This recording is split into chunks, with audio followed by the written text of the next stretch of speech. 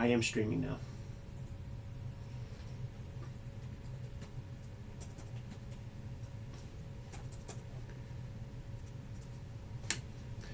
Gonna get it to the Kings in a second. Which one you plan first, Jimmy? Conan? Conan. Excellent. Yeah, I think that should set a tone. It's His head's so little on that cover. there's a lot to talk about. I'm excited. There's a lot to talk about.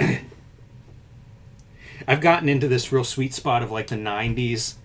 I guess it's image knockoffs. I don't know the best way to describe it, but it's that cross hatching everywhere, way over the top muscles and tiny heads and everything. Yeah. And I love it, and it's all over the place. Like, that was really how to draw comics, like the 90s way or whatever. Yeah.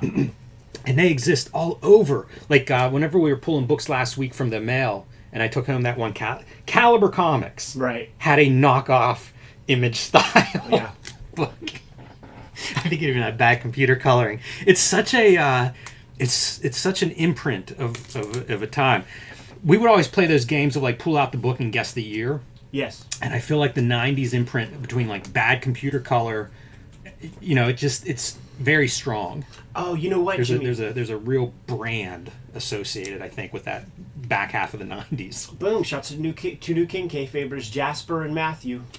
Sweet. Hope they're in the chat.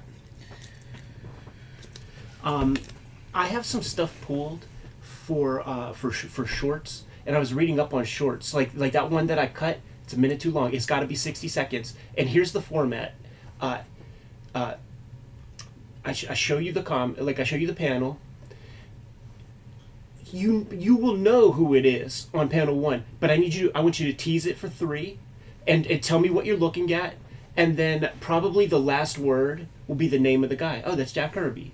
And then boom, that's the thing. So like, yeah, that's good. I look forward to doing that. Let it be elementary, like, because like it'll make the people like feel like, oh yeah, like I'm hip, or you guys are dumb, or like, right. But like that's what you got to do with a 1 minute thing, man. I want it to be in my head. It's an app that I'm addicted to. Yeah, we get enough of those, and I can't quite figure it out how it would work exactly. Like, I can't tell if anybody else would care, but I'm so in love with the idea of like, show me a panel.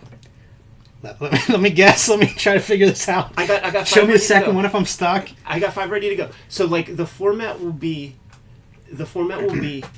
I show you, like, it's always like 3, but you always have to tease it for the 3. Like, but you don't say, oh, I don't know. It's like, oh, I think I know who this is, man. Based on this. Give me another one. Yeah, this. I'm more confident. Okay, it's definitely this guy. And like it's the same one every time. And maybe there'll be a slight curveball one, and maybe you get it wrong. It is good because you gotta that's a good build, because you want it to be the thing that people can play along with watching it. Exactly. And and it's a minute. So I got 5 pulled. Genius. And next week you could grab 5, but like don't kill yourself, because like this is like an added thing. I think it'll take us an extra 15 minutes of recording. Does it need to be vertical for a short portrait? You know what? I don't know. I don't know. This is a like, if you do a short, it's like there's shorts, and those run on automatically, I think, to Facebook. Right. But it's the same exact format for TikTok. You know, like, you'd almost post it. Right. Like, here's my short on Instagram, and here's the TikTok. Yeah. Yeah, that would work real good on TikTok, I think. Let me hit the bathroom. Shouts to the Kayfabers for a second, and then I'll grab my iPad and we'll be good to go, man. Yeah, I'll let you guys know what we are looking at here is Conan number 9. This is going to be a little bit of mystery shit. What's the Mystery Science Theater 3000? Whatever that is, because this is a wild comic. And I've had it for a while. I have no idea how I ended up with this comic. It does not seem like something I would have bought probably, although it's very, very fun. I don't know if you're a Conan fan, if you're going to like this comic book or not. But if you're a 90s comics fan, you might be on board. So, yeah, this one should be interesting, but super, super weird. Like I say, I don't remember how it came into my possession. It might have been something that came through the mail here at Cartoonist Kayfabe. Man, the mail that we get is so all over the place. it's almost schizophrenic, like the way I read comics now, because I'm reading stuff that in some cases it'll be somebody's first comic, right? People send us, people that make comics send us their comics. So that's always awesome. People send us stuff that they want to see us cover on the show. And that can be classics. It can be stuff that's, has a good reputation that we just haven't gotten to yet. Maybe we even own them already. Who knows?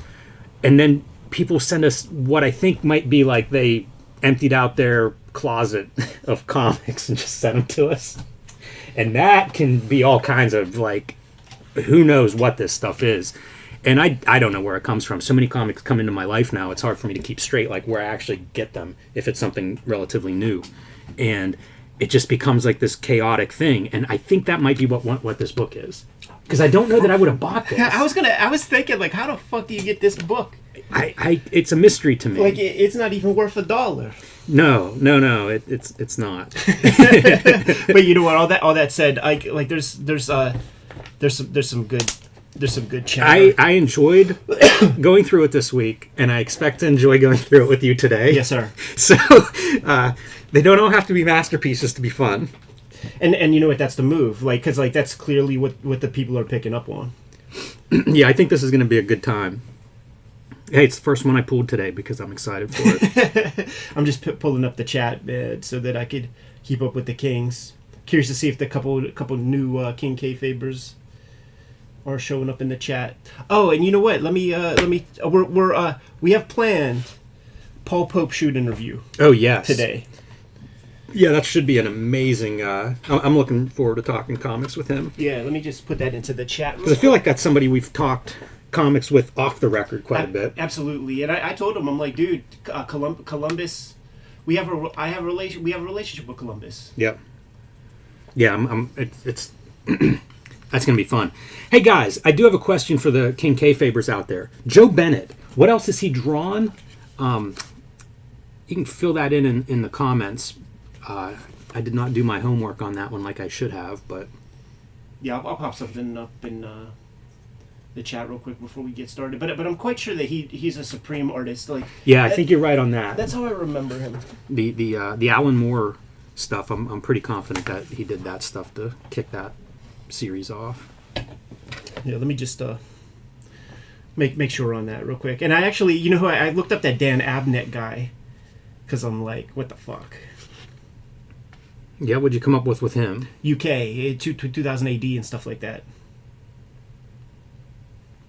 Would he always do stuff with like Andy somebody? I feel like those two work together a bunch. Yeah, I don't know. It's always weird whenever writers would, like, you'd see like partner writers. I guess it's not that weird, but it seems weird to me. I can't imagine, even though I do write Street Angel with Brian, like, can't imagine writing with somebody all the time. Hold on a second. It's interesting that Mark Miller and Grant Morrison have written together a few things. I picked up Aztec 1 and 2 recently out of like a 50-cent sale. Haven't read them. So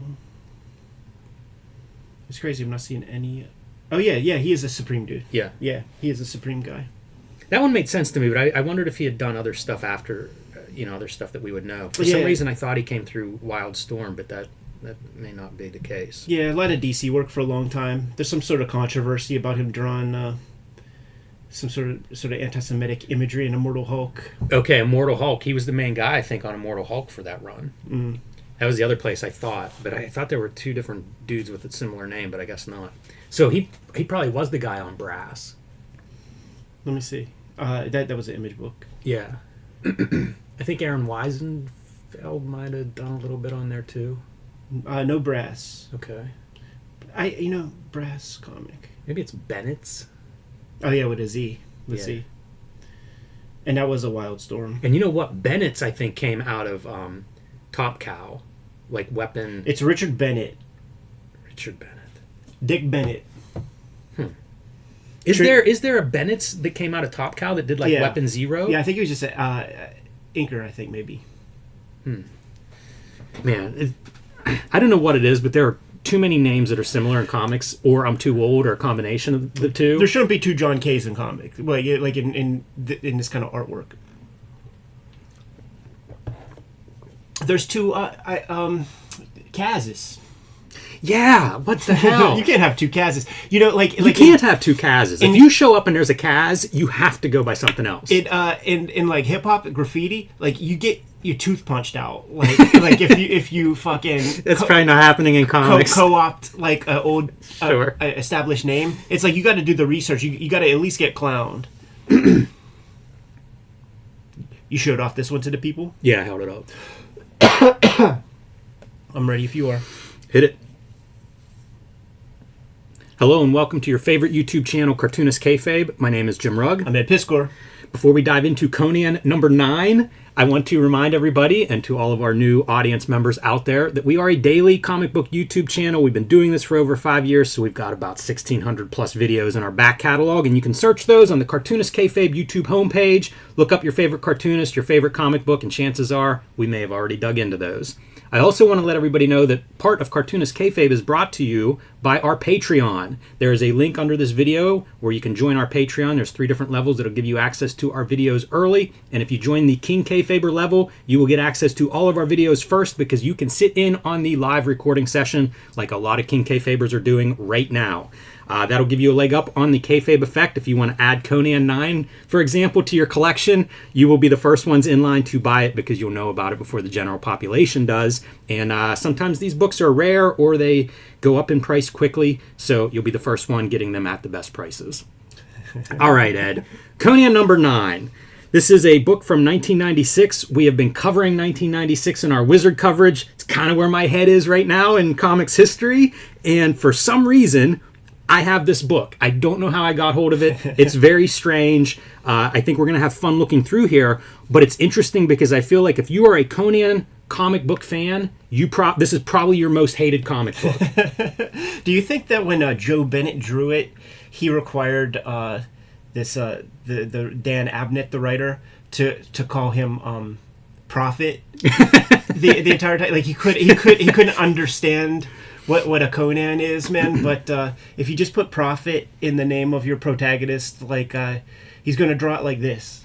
You know, it's so funny you say that. I'm not sure when the Stephen Platt Prophets came out. It's before that. If they were like 95, 94. I feel like they were pretty early. But man, this book does not exist without the Stephen Platt Prophets, right? No. Like this is definitely Joe Bennett's the artist, and he was doing the Supreme Comics, the early stuff that Alan Moore wrote. Yes. Which is like, it's interesting to look at because Alan Moore is doing his kind of deconstruction stuff, but like the art team does not have the tools to keep up. Right. So it's fucking god awful. Like the disparity between artwork and writing is probably the most far removed that Alan Moore has ever been. I say that, but he has like quite a bibliography of like. There's a lot of Image Alan Moore books. Cashing checks off the Image dudes. Probably for sure. Several of those could give him a run for his money.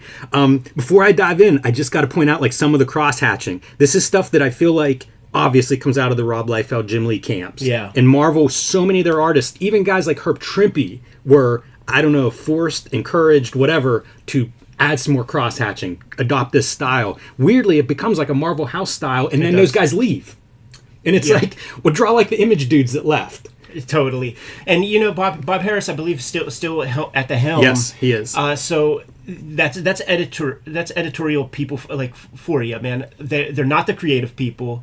But they are privy to numbers and like what sells. And if they could do what we do, they would be making they want to be making the comics. They did not grow up wanting to fucking be editors. So it's magic. He doesn't know what's making this stuff sell. The best he could come up with, do your best. Erzatz, Gilbert, Jim Lee, fucking Rob Liefeld. I love all the veins and stuff. It looks like Prophet. The absurd amount of muscles is so good. You're going to comment on the screws? Screws everywhere. They're in the sword. They're in the armor, and I mean they're giant on the shoulder pad there. Screws. Yeah. There's lots of screws here. Now, like, let's take a look at our creative team, right? Because this is such a bleeding edge period of comics making where tried and true veterans could not save the day. Their voices were not loud enough to sort of ring. So you got, I'm assuming that that's John Costanza. That's my guess. Yes. Doing computer lettering, and you're going to see the most kind of unambitious sound effects throughout this thing. He's doing computer shit. Even this, like, this is your splash page. This is the old days whenever you'd rip off the cover because the splash page was so good you could still sell it. This is the legacy of that. And look at that, just I feel like all the great letterers of the past rolling over in their grave. And I like John Costanza. He lettered the Alan Moore Swamp things. If you guys want to look at some really great lettering. Dark Knight Returns. Yes. Yeah, you have that one on your shelf. But you have Godfall. Not cost effective. When I was at art school, Phil Felix was our lettering teacher, and he was working on what he said was like the last hand lettered comics from the big two, and he was like, the last guy to be doing this stuff, and it was Superman Adventures comics. Interesting. Wow. Maybe written by Mark Miller, by the way. What was cool was he had the pencils, like he was doing that shit on the boards, and that is cool. Every week it was so cool. And then I'm like, Phil, holy fuck, dude, you're the dude that you lettered the Nom. You got Michael Golden pencils? He's like, I got Michael Golden pencils. I got Xeroxes of Michael Golden pencils now. Wow. Imagine what his archives are if he was Xeroxing all that stuff to the coming crib. through. I went to his crib because he was Harvey Kurtzman's assistant, and he built, like, when Speculator Boom was like huge, he could letter a book a day. Wow. And he had acreage and a giant mansion that he built himself, like from the ground, like specified everything. Superfly crib. Tom Palmer inks. He couldn't save this, Jimmy. No, and I wonder how hard he worked at this stuff too, because like that's a guy who could draw. Yeah, exactly. So and there's probably some stuff that he's adding here and fixing in the inking stage. And he still can't save it. Like, look at these leg muscles and stuff. Like one of the best inkers. One of inked guys like Neil Adams and Gene Colan. Yes. Like very, very hard pencilers to ink. But the pop for this is that if you remember in fairly recent Wizard magazines, Tom Palmer is like in the news for like retiring from comics. You think this is what pushed him? I think like at this time Bem goes away. Like Bill Boychell, one of the great proprietors of Pittsburgh Comics, is like so fed up with where comics is going that he shuts his store down and sells all his stock to Phantom of the Attic. And Tom Palmer's like, I am not. Time is precious. I'm in my golden years, and if this is the jobs I'm getting offered, I'm out.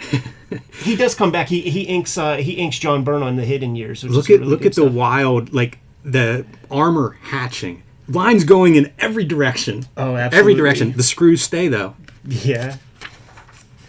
So one question I had when going through this was like, did Dan Abnett write so much Conan comics that he used all of his great ideas to get us to this place where we have 22 pages of Conan chopping down a tree? By the way, my little bit of research for this episode, this is part 2 of this tree storyline. It's a big tree. We're looking at 44 pages of chopping down a tree. It's very thick wood, Paul. And it's like... You stepped on me, man. Sorry. You caught me off guard with that one. Probably won't be the last wood joke. Look at your computer lettering outlines. But it's like Team Conan. He's got a whole group of these guys that are cutting down the tree. Oh my goodness! Lumberjack barbarians. And what is it? It's imperialism. It's colonialism. It's everything. Like, we used to go when we were kids. We went to this little resort town, but you had to drive through Amish country to get there. And the Amish would sell their like little tchotchkes, and like the characters had no faces and stuff. And Mom is like, yeah, they can't like look in the mirror. It's against a religion. And then I'm like, well, I'm gonna hold up a mirror and see what happens. And my mom's like, no, you have to respect people's religions. Blah blah blah blah blah blah blah. The people who are native to this area worship this tree. Right. So Conan is just like, you know what? Fuck these people. They're cannibals, by the way. Listen, when in Rome, fuck these people. Fuck your god. We're gonna cut this tree down, and just to kind of raise hell. Be a chaos agent in your little tribe. Look at the size of his neck. Oh yeah. It is just a triangle going to that little teeny head. I had to isolate this, man, and put that. Try to meme that one out, man. It's amazing. What's he say? Who's got Tinder? And everybody, of course, responded, "You mean Grindr?" Every now and then, I'll see a post of like people cutting down trees, large trees. Jim, I think they would like this comic. You need to tickle your algorithms a little bit better, man, because like That's a very wholesome fucking set of Explore pages. You think? Yes, sir. How about this for computer rendering? Some kind of honeycomb texture for your edges, and it's not like that's the background because we have white page for gutters. Right. That is just like, let's add something on the top and the bottom of the pages. We can full bleed this thing, guys. Let's put the Matrix behind our Conan comic. Yeah. 90s grotesque. This I believe is pulled from the Wolverine Jungle Adventure. This pose. There are several pieces where I'm like, okay, well that's Barry Windsor Smith. He's definitely cribbing a lot of stuff. There are times where I'm like, it's interesting. Like I think he builds figures in interesting ways. Like I'm looking for saving graces, and I'm like, yeah, he understands where everything goes. He might be one of these artists that is just trying to get work. So you got to work in the du jour style. I mean, typical jobber stuff, right? Like if you want the job, you got to look. We're 10 pages in and we're making a little headway. Yeah.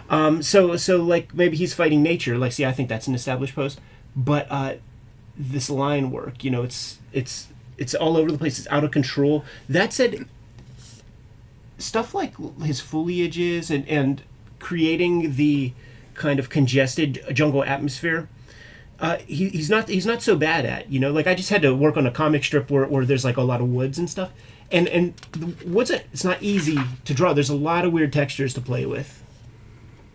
I like what Tom Palmer brings to this. It reminds me a little bit of Dan Green inking Mark Silvestri in spots, and I'm a big fan of that stuff. And I actually like seeing a little bit of the brush ink up against this 90s style. Oh, yeah. Like I wish there was a little bit more of that. It's really exciting to me, that part. One of the things that all the books, man, Bridgman, Hogarth, pick your poison, they're like anti-symmetry. Like you don't have parallel lines when you're drawing the figure, and that's why like those do not look like striated muscles. You got to kind of, it's teardrop shapes and French braids. Like that's what all the muscles are.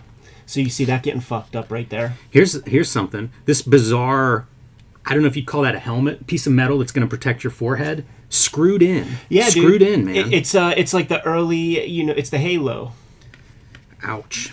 Also, most of the head is just exposed, so I'm not sure what that armor's going to protect you. If somebody punches you in the forehead, it's going to hurt their hands. Just like I was talking about when Arnold Schwarzenegger, Lloyd's of London, and got insurance for his eyebrows in the making of the Terminator. Maybe they got word of that, and they were like, well, you know what? He played Conan, so we got to protect those eyebrows. Yeah, I guess. Look at that arm. That's amazing. Like all of it, the legs. Oh, he's getting ready, man. He's look at he's on grinder. That butt's absurd. It looks like a piece of Duke inside, man. Because like the ass cheek should go about here. So he's either got a primordial tail, he's got the turtle tail sticking out. Like something isn't right there. He's got to like pinch one off. Also, the back of the leg totally got away from our This guy. may be the highlight of the computer coloring. Is this armor? This one spot of armor right here might be the best part of the computer coloring in this book. It's funny when it sort of doesn't work either. Like how do you make this work in the way this book is colored? Totally, and once again, Tom Palmer inking that, right? Like this guy wants me to do black on black, right? But it's like little stuff like that is instructive. It's the background details that I find to have some instructive quality to them. Look, again, take your snapshot of when this is. We see the Marvel DC crossover is still happening at this point, and this is 1996. By the end of this year, Marvel's going to be declaring bankruptcy, and they're going to have Rob Liefeld and Jim Lee return to the fold on Fantastic Four and Captain America. So that's the setting of all of this. A 2-page spread of your giant tree being toppled. Yeah, this is your climactic moment. We talk about how tough it is to do water, and we're going to see 1,000 examples of that throughout the rest of this comic, because now we have our set piece, right? Like our dudes are going to be on that tree in a minute. There are moments too where it's almost Mark Texiera. Some of these like maybe a close up of an arm like this. Yeah, and that's Tom Palmer bringing a little bit of organic, because that's right. the thing. Like this guy, when you're drawn in that Jim Lee wannabe style, there's nothing organic about it. It's all plastic. Everything is metal. The skin is metal. So now you're trying to draw foliage and try to get that to work and make sense using that style. It just good luck. I like this concept there's a lot of these 2-page spreads. I feel like that's pretty cool looking. This may also come out of the Jungle Adventure artwork. It looks like Mignola influence. But there's like the before and after, and it's almost like they're chasing the arrows. Yeah, totally. Pause for a minute and watch. The arrows are in front of them, going away from them, and they're following them. There's not one arrow behind them. Yeah, I know, and it's simple storytelling. When you do a 2-page spread, there's got to be a focal point on both pages. So, like we saw on the previous, that is the focal point this. Like there's no real focal point there. There's no real focal point there. It's typically a character. This is a background drawing. So, like, it's a useless 2-page spread there. Because both their heads are the same, like, that isn't much of a focal point, really. It's not worthy of 2 pages. They're trying to ride this log down. How about that for a not very good ad? I feel like that could have been part of this comic, like just one more 2-page spread of boring. Right. This and this is there's not even storytelling in this comic. So man, surely not easy to draw, right? Like it's the you're looking down at a waterfall. You're not selling, like, this doesn't mean that it's here. Like you have to do a lot of work yourself to imagine that, like, these guys here are in this setting. So there's nothing establishing them as being close to that waterfall. Yeah, it wouldn't be bad to have your tree showing up somewhere, edging close there. It's terrible story. So beyond just the hyperbolic drawing, like, and even stuff like this, like this guy is drowning. Yes. And I guess Joe Bennett couldn't draw the hand like this in the same kind of camera angle, so they draw it like it's abuse of the 180 degree rule, and you have to just kind of like, because like you don't even necessarily see that arrow in them. And you're talking about the storytelling fails. This guy drowns. Literally in the next panel, Conan's like, "We did it! We did it! Your buddy just drowned. You didn't do it. Yeah, your pal just died." Conan's a user. He's laughing. That's some egregious behavior right there. Yeah, he's a barbarian. And this ain't even really so. Yeah, like it's bad, man. It abuses physics because you imagine this is so much more heavy. Like if this much tree is above, like, it doesn't work. Like, it would just, this little piece would be sticking out like a boner. Yeah, it's tough. So that needs to be down much further. It doesn't create, like, if this is a waterfall, you're not selling us on the waterfall. Like, this could be just, it's so funny because, okay, you turn a page and this is what you get. The tree is pointing up. Right. Like, literally the tree is falling over a waterfall, so at the very least, like, maybe aim it down. And then whenever you turn the book, because the lettering is oriented this way, you're supposed to read the page this way, it is still going up. Yeah. Yeah, it's bizarre. It's almost backwards from what you're trying to sell there. Yeah, you don't get any sense of drama whatsoever. You don't get any sense of scale of the waterfall. So, I love this. Pause.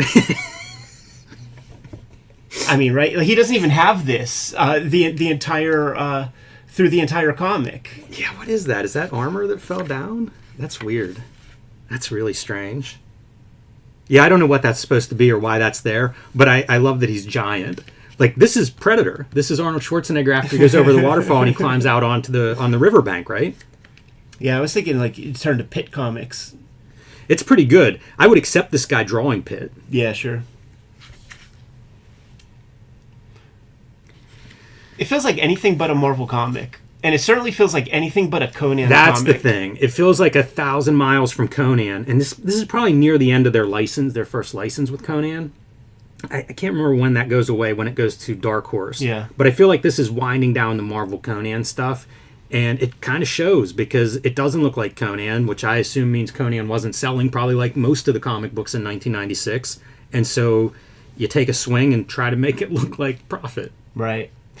They put out some interesting stuff, like since year one of Cartoonist Kayfabe, I have set aside the Conan Adventures comics drawn by Raphael Kaidanen. Yep, I have some of those. And that's Outlaw Conan, and I fucking love those comics. Not that far removed from here. I think it's true. Probably within 2 years of this, maybe like 94, somewhere around there. It's true, because it was a cartoon. And you know, the Adventures signified cartoon adaptation in the 90s. And the cartoon was pretty fresh. There were toys. It was a whole push. You know what's funny is I could see this being a toy design. Sure. I don't know whether it was, but that would make some sense to me considering I've never seen Conan look like this. Yeah, it was. They pulled out all the stops in the 90s. Like there are legitimate Conan comics, issues like in the, I guess maybe 200s or something like that have McFarlane covers. I bought that off the newsstand. Yeah. There was like a 3-issue run. Jim Lee did one of the covers, and I think Will Portacia did the other one, where like 3 in a row. It was those 3 guys, and I think I might have bought all 3 of them. Yeah, they were all good looking. You bought in. I did. They got me. They got me, and they got me on this one too. Man. Good to go. I am. That is a ridiculous comic, in all the great ways. Do you want to do Doctor Strangefate? I'll do Ghost Rider. Yeah, sure. I brought all the Ghost Rider 29.99s I have. A couple of them are Ashley Wood, early Ashley Wood, and they're kind of neat. So that's pretty cool. This would be the focus though, is issue 1, and then we can just do a highlight. Yeah. I in the boxes that I bought off of people, somebody bought the glitzy stuff, and I have like the next like say 5 issues. I got no problem showing that cover off because I feel like that's a badass cover too. Is that Tex? No, it's this. I think it's just Buckingham. Interesting, because this is Christopher, but I don't see a Christopher anywhere over here. So Buckingham's such a good artist. It surprises me how much he has spent his time inking. Yeah. If you look at those Miracle Mans, it's kind of like, damn, this dude can do anything. Yeah. I think he's chilling, because he did Fables, and. Wasn't that? Did he draw that or did he just ink it? Good question. Maybe he drew that. I think he drew it, but it's actually pretty uninspired looking to me, man. Yeah. It's like it falls in line with all that kind of Tony Harris, like all that kind of shit. I would make a blanket statement about Vertigo across the board that way. Yeah. It's very. It's almost an anti-image focus. Yeah. Like draw your figures 8 heads tall and.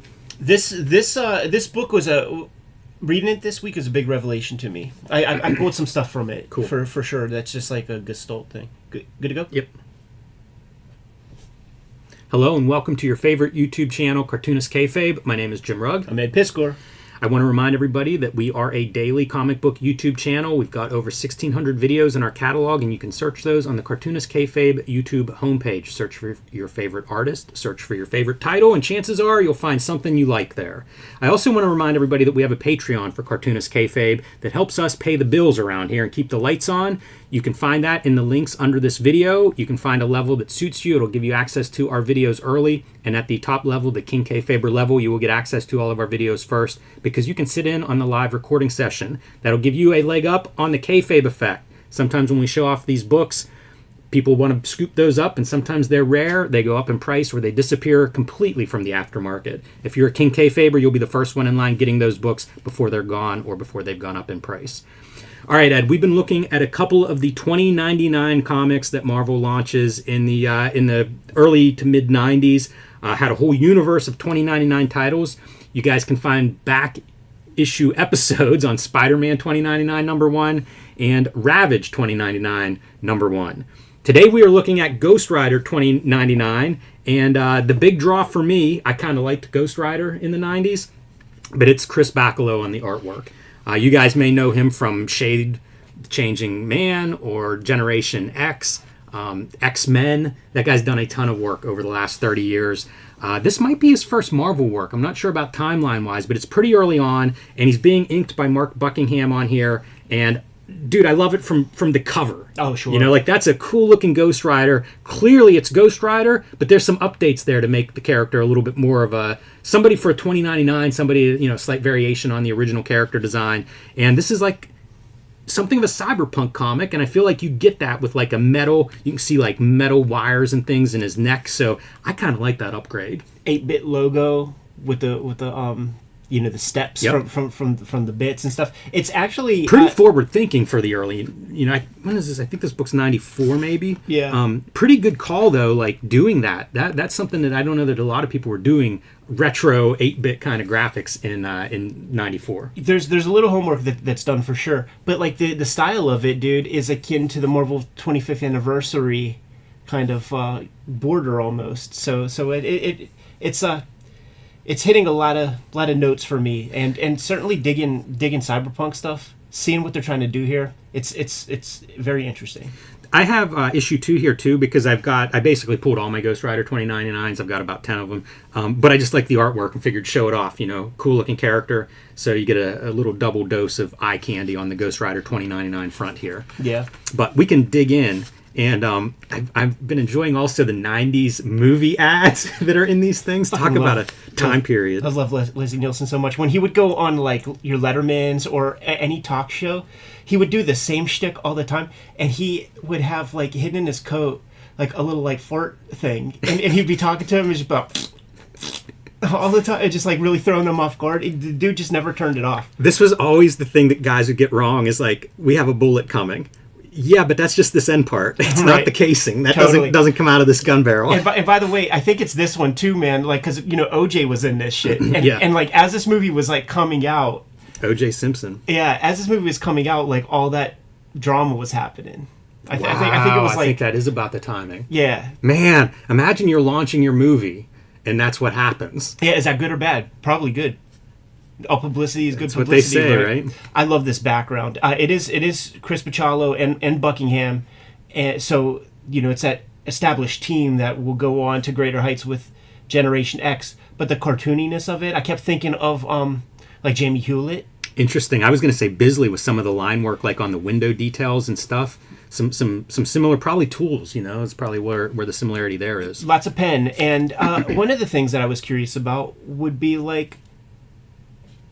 Is Bachalo just trusting Buckingham with the spatter?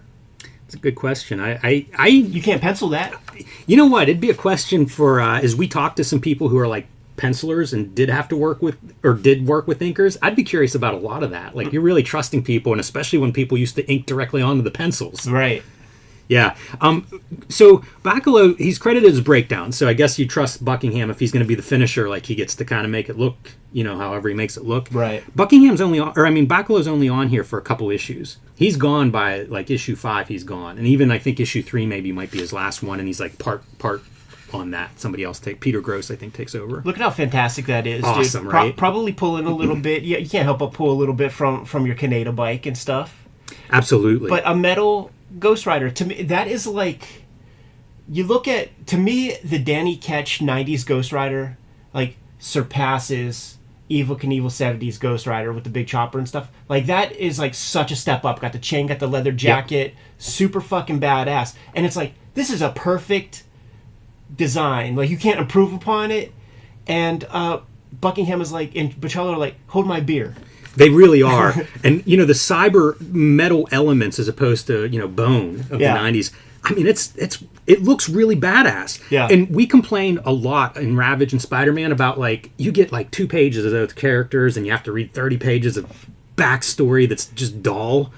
This is how you do it, everybody. Absolutely. Put your character, show them off. I love all of this. I like the graffiti Life Death. I believe that's the reference to the Death miniseries that Bachalo would have been drawing around this time. I even like they pulled the Johnny Rotten quote to just like put it all there, like throw it all against the wall, I just want to destroy everything. Yeah, it has all this. It has the damn like Oppenheimer quote from the Bhagavad Gita and shit. So it's like two warring pieces. Len Kaminsky on the writing, and this comic was a revelation to me, Jimmy, because it sort of suffers from what all Marvel comics kind of suffer from whenever they're playing with genre. This is a funny tangent right here. It is, yeah, it is. It's like I don't even know what I'm looking at there. And what I mean is, like, when you're looking at, like, say, the Star Wars comics from the 70s when they got the license, Conan comics, any of that genre stuff, and we'll call this cyberpunk. The writers are comic fans who want to work in comics and will do the most cursory kind of research. Like, the people who write Sword and Sorcery are all in.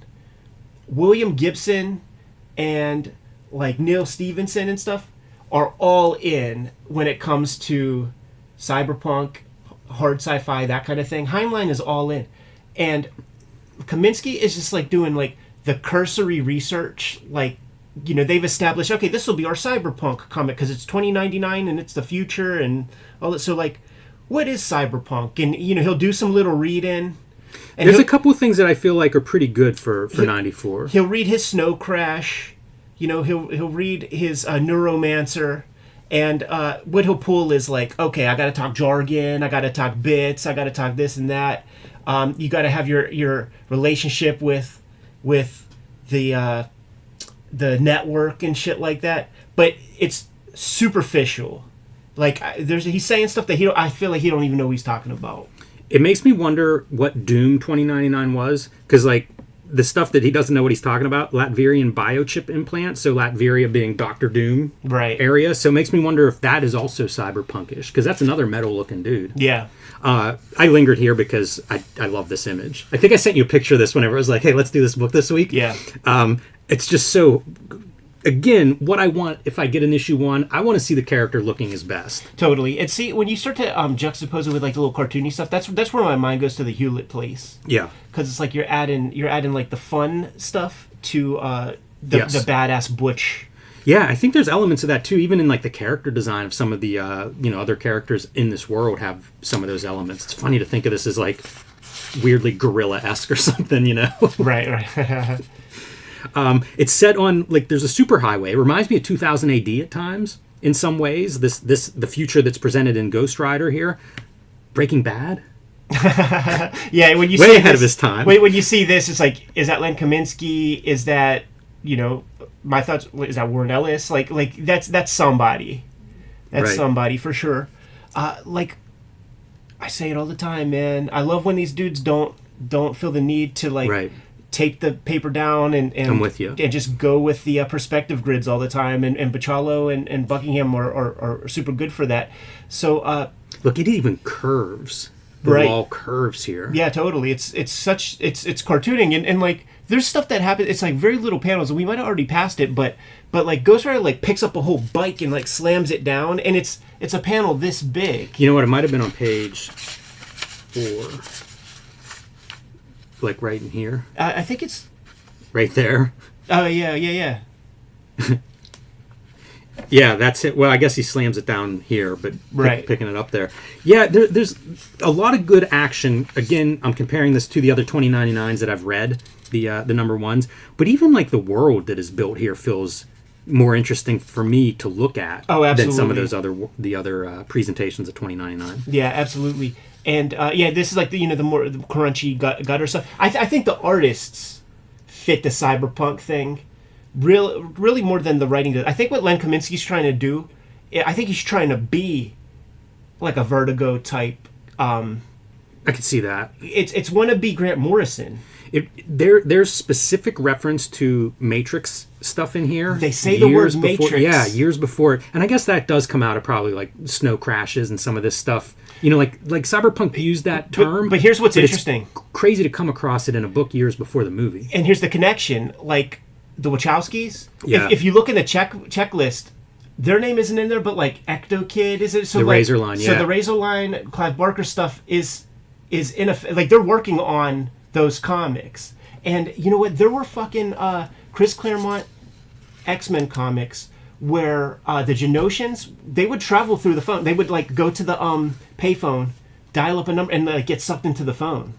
Oh yeah. So I mean that's in Matrix as well. That makes sense.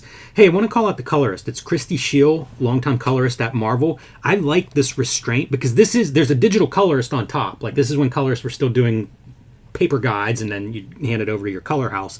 But I like how this is desaturated, but it's not just black and white. Right. And then you would hit certain spots with color to kind of make them pop. It's very attractive art to me. See, that's a good piece right there. Frack in 2600 magazine. Like you could get that at like Barnes & Noble right now, man. It's like the sort of long-standing, the Hacker Quarterly. Reference to Atari, I guess, right? And then it's a 2600 hertz tone is what you whistle into the telephone to get free long-distance calls. And then Frack was an online magazine, that you could download that's like 30 kilobytes and tells you how to use the 2600 tone. So not a reference to Lobo. Right. No. Oh yeah, that's another thing that this comic has is all of that. You're full of spit and like the futuristic jargon. You always stuff. that always misses. You're always going to miss some of that stuff. And you know, like when it's in like I always think of it as like Judge Dredd. You know, because like the Frack I think is what's in Judge Dredd, and like coming out weekly, you could establish runners that way. Daily strips work that way. You could establish runners, but like when you're doing it in your like issue 1. It's try hard. Yeah, like that metal hand with the spike knuckles. And here we go. This is your bad guy. This is kind of flashback origin of the character. Yeah, this is our Danny Ketch. He stole a bunch of data. He's trying to deliver it wherever, and he ends up downloading himself. Right. Because he knows, like, the end is near, and here we go into the Matrix. Yes, and this is when it turns into the wannabe, you know, Len Kaminsky's reading Doom Patrol and is going to go like full like Grant Morrison mode. The cool thing is, like, I think the artists are up for that challenge. They really are, and we've looked at a lot of artists that aren't. Right. You're lucky if you do a book like this that you get a guy who's or a couple of guys who are up for this. Right. It's the writing that's the corny part, because like it really just feels like you want to be Doom Patrol, like when you have your Rod Serling guy. Like, this is tired. Like, we've seen that a million times. Richard Starkings is your letterer. So again, this is like your early digital production of comics. Yeah. A lot of these things, and you see it expressed in the different fonts. Ghost Rider has his own font that we've seen a bunch of already. I kind of like that use, and I think it's pretty good because I guess this is a font, but it doesn't look bad. And then whenever you go to like, oh, this is completely a digital character, it's like a mechanical font. You know, I like that contrast. I think that's a good choice. Weird, like Dave Letterman, almost an AI Dave Letterman. Yeah, James Dean. Super strange. Max Headroom was out, you know. Yes. And here's the other thing, because like there's so much that feels right. Right. But Kaminsky misses the mark with certain things. So he's downloaded, and the program is kind of he's a Norton antivirus. Mm-hmm. Yep. But there is no establishment for why that even matters. You know, it's just like it's like this benevolent software, which is the antithesis of cyberpunk, by the way. So there's no indication of like why we have to care, why this matters. It's just like God software is like giving you this power because we need a new 2099 comic. There's no point to it. I wonder if that's a bigger part of his origin story based on whatever it is he stole. I can't remember the particulars of it, and I wonder if that's like what propels the story over the next several issues. You know, like if there is something here and we're just not getting the exposition dump that we often get in these number ones. But it's always good to have something. I look at this. I'm good enough with them just saying, "Hey, we got a body to put you in. Go get revenge on that gangster that killed you." I don't know how this background is created. I don't know what this is. Yeah. It's like a weird moire pattern. You know, like this is something I think typically would have been some sort of screen tone, you know, some kind of pattern, but I don't know what that is. It's very odd, and it's not exactly a pattern, you know, like it's pretty out there. Yeah, I think it's the computer colorist hitting buttons, going into business, hitting some filters, going into business. Sometimes I do stuff digitally where it's like, if I have to modify this art, it will look different. Right. I can't repeat what I just did. Right. Man, the splatter effect is so good for this. I think that really looks awesome. It puts the punk in cyberpunk for a comic like this, because like a big part of that is the lived-in world. You know, that's the necessary piece. Yeah, get some texture on that. And just by doing that, it makes it feel like you know, coal or something, like some sort of pollution. There's a strong Terminator reference. I mean, you see it there. And we like that pose the first time so much, we're going to hit that one again. I don't blame him. You know, it was Brian Lee O'Malley, when we were looking at, he joined us to look through Generation X1, I believe, and he called out there is like an over-the-shoulder, looking towards the reader shot that Bachalo draws a lot. That's like not too dissimilar from that, where it's like the shoulder's like this, but except the character's like looking at us. Yeah. So he likes that kind of orientation. There's probably like a dream list of guys too that I would like to see tackle this character. You know, like I could imagine a Dave Johnson doing a killer Ghost Rider 2099. I was thinking of Liam Sharp. Yes, yeah, definitely, yeah, that'd be a good one. I like these. Something explodes and we see Ghost Rider as like black silhouette coming through. That's a pretty good one for like showing off the skull and everything. And it's just tiny. It's like postage stamp size on the a page loaded with panels. Yeah, that's offensive. Getting the push, dude, and the Bullseye by Rick Parker, dude. I love this every month. Seeing a new one of these that was like a great joy to me when I was in 5th grade or whatever. Yeah, it's really cool. It's nice that Marvel used to do that, have some other comics within comics. Yeah. Because I don't know that anybody does it. Maybe Eric Larson, Savage Dragon, he runs that stuff in the back. And we got Rick Parker in the Hip Hop Family Tree Free Comic Book Day comic that you designed. I forgot all about that thing. Yeah. And came across it not too long ago. I got Rick Parker to do one of these, and because we did a whole like checklist page of like the cool shit that was coming out, and I guess he didn't know that his name's Gary Groth, so it was called Growth Industries. That's funny. And I think it was like me and Uncle Gary with some back and forth. That's pretty good. Hey, here's Ecto Kid, and Wachowski is credited in there. Oh, okay, yeah, cool. So yeah, there it is, dude. So like the Matrix, like they're getting comps. Yeah, they're getting comps to everything. Boy, it's interesting to see what's on sale now. And Doom 2099 is up to issue 17, so I think that's one of the original 2099 launch books. Right. So you figure this is like a year and a half into the 2099 universe, give or take a little bit. I like how little the skull is on Ghost Rider. The guy in my memory, the guy who drew the skull smaller than the human head, dude, was Art Adams. Yes. And it's such a smart look because, of course, there's sinew and meat and skin, and that's going to pump up the head to get it to be the proper size. So it's like a cool level of thought. But like once you see it, it's like I think that's what you have to do because you got that big hulking body. It's almost like Beetlejuice, like the dude sitting in the waiting room of the Beetlejuice movie, because like it's this big hulking body with that little pinhead. It looks so good in a comic. Hey, by the way, here's our pose again, flipped. Yeah, totally. Man. And I mean, this is pornography. Like you could create spatter all over this thing when you see it, because like you thought he was a badass character already. I love it. And you see it just like peeking out, dude. Like he's getting his chubby.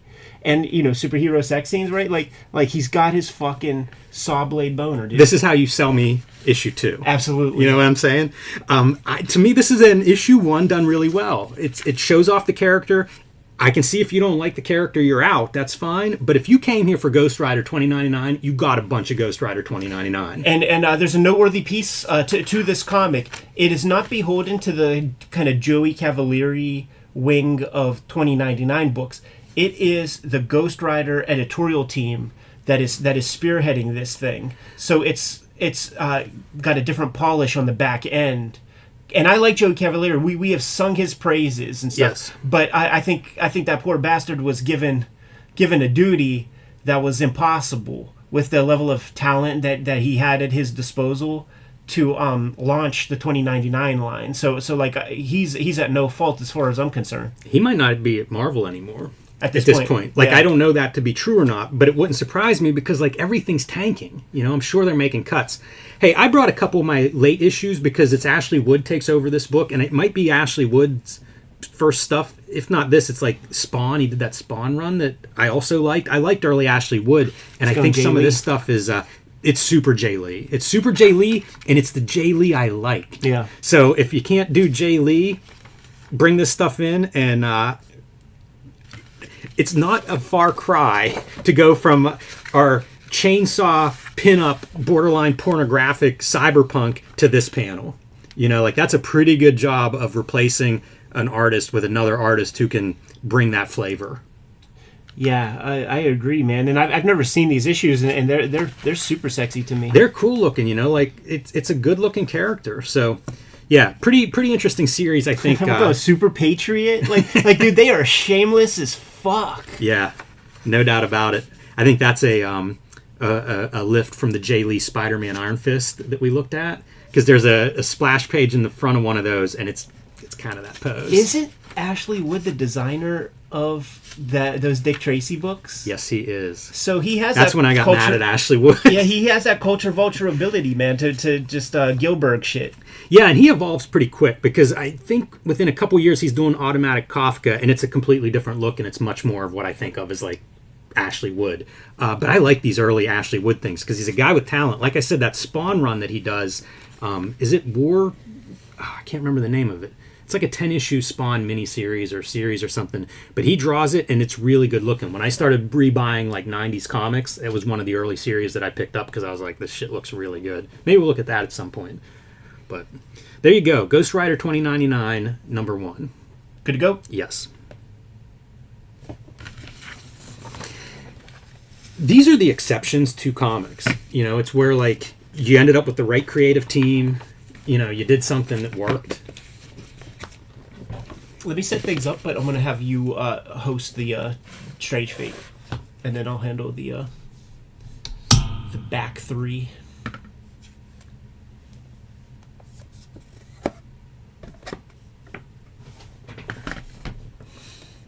So, guys, as we record the rest of these vids,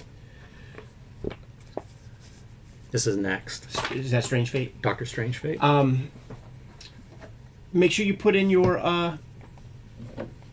Paul Pope questions. Very true. What a career that guy's had.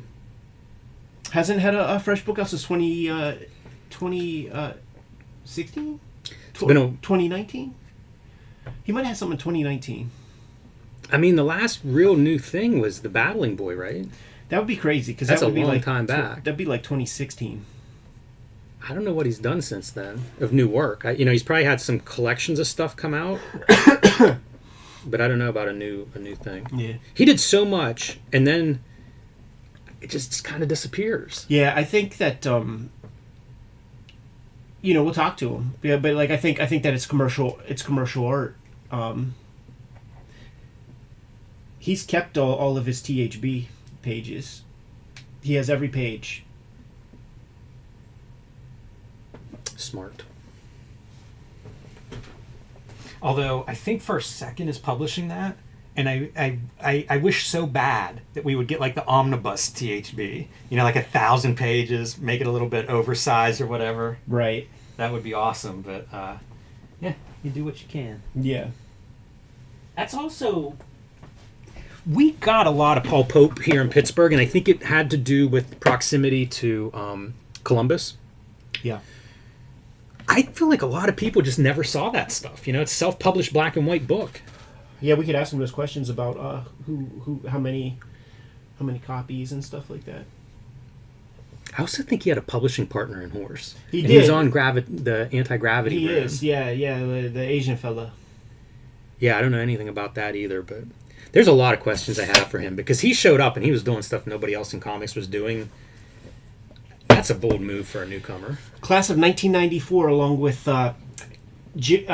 Chris Ware and Alex Ross. He said that was his crew. They were the new guys on the scene. Boy, that is 3 really different voices. It's kayfabe shit, like it's the kayfabe worthy. You know what that is? That is post-Image and post like the Liefeld, Lee, McFarlane. What are you gonna do? Right. And all 3 of those guys just went in directions that were not being occupied. Wow, that's neat. We'll have to talk to Alex Ross and Paul Pope, and then go to Chris Ware with those 2 and be like, "Listen, dude, yeah, we're talking to the alumni from your year. Hey, Jimmy, if you wanna get this oriented the way you like."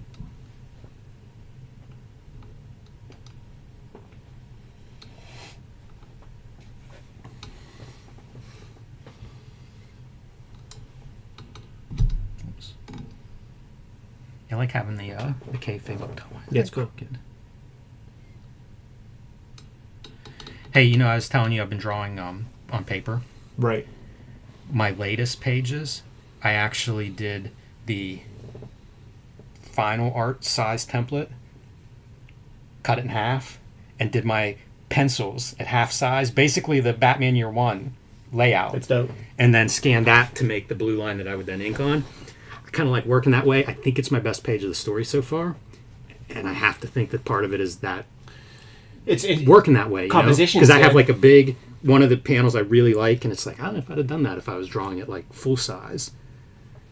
I don't know. I have a lot of like with this after I do this last little piece of Switchblade, I'm thinking of like how I want to work with and I'm looking at a bunch of things, and coming up with small compositions, like that's everything. Yeah. Like that's when it comes to storytelling, like that's if you don't get it there, like you have nothing. I pulled out the Absolute Year One, and I was looking at those layouts. In the back of the book, they have a bunch of those layouts, and it's such a different approach. It's so funny to look at like the page before this most recent page that I drew, because it's almost like two different layout artists or something. The chat room.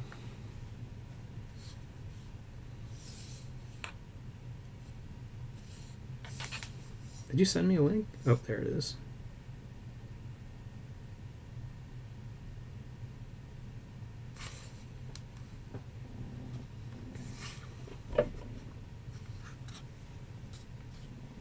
That should be it.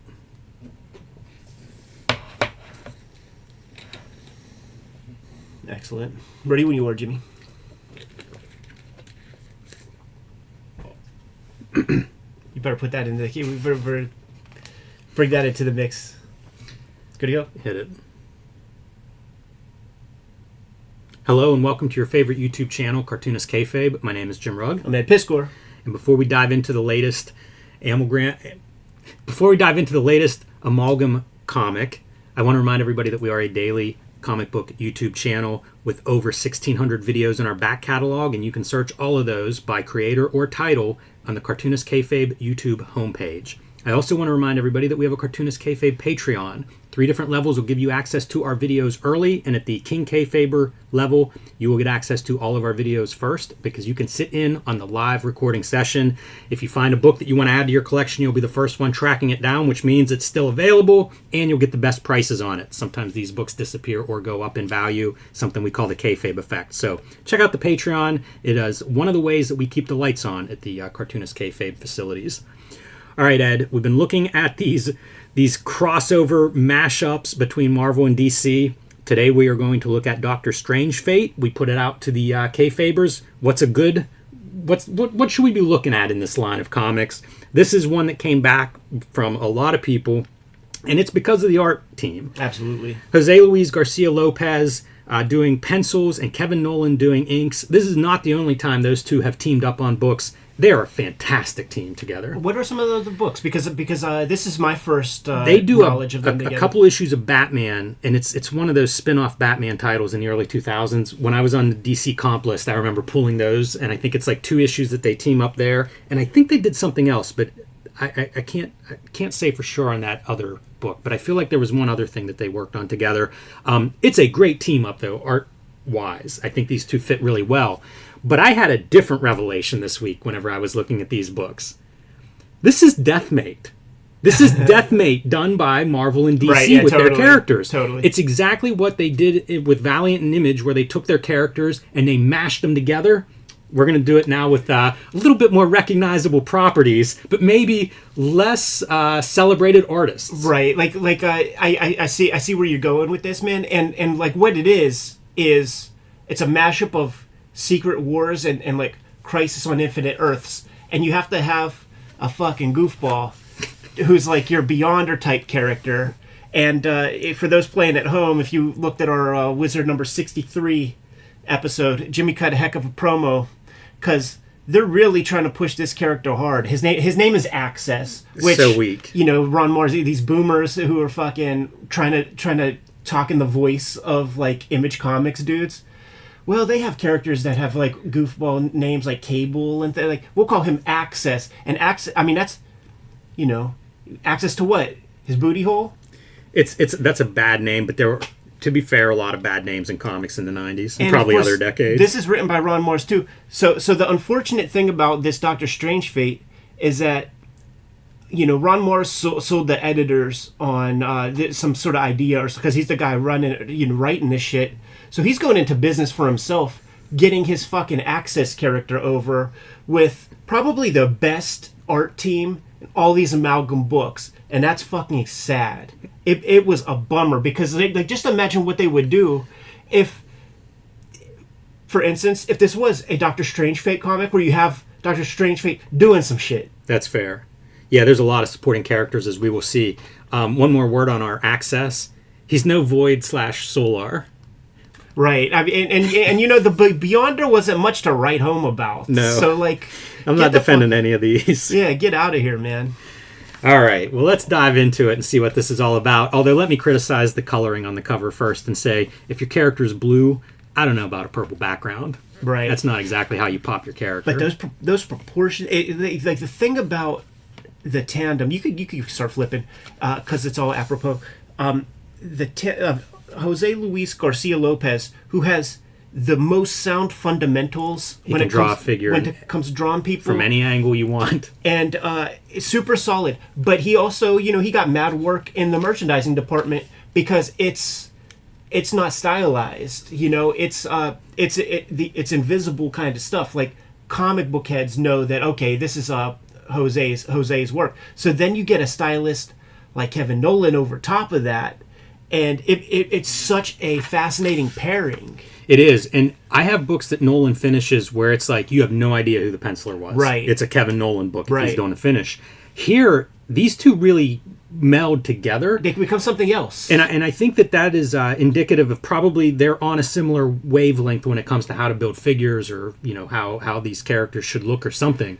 Because I think they fit together really well. They complement each other very well. Yeah, agreed. Again, the colorist, I have questions, though, because you see like a double lighting effect available on these, but we're not really getting it. It's green on this side, and it's still green on this side, and I feel like you're missing some drama, and certainly a lot of brown everywhere. So this is 1996, I believe, and that is a time whenever that computer color, we're going to get a lot of browns and grays. We're really trying to expand our 144 color palette to accommodate the real world. And if you would sample color from like photographs, because that was early days of computer, I would fool around with that. I think a lot of people did.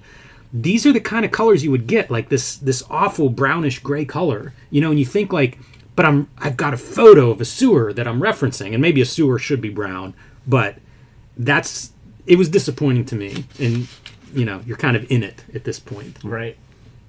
You'd also get Nolan sometimes with color books would be part of the finishing. And that would be exciting. It just looks good, Like, these guys can just draw lights out.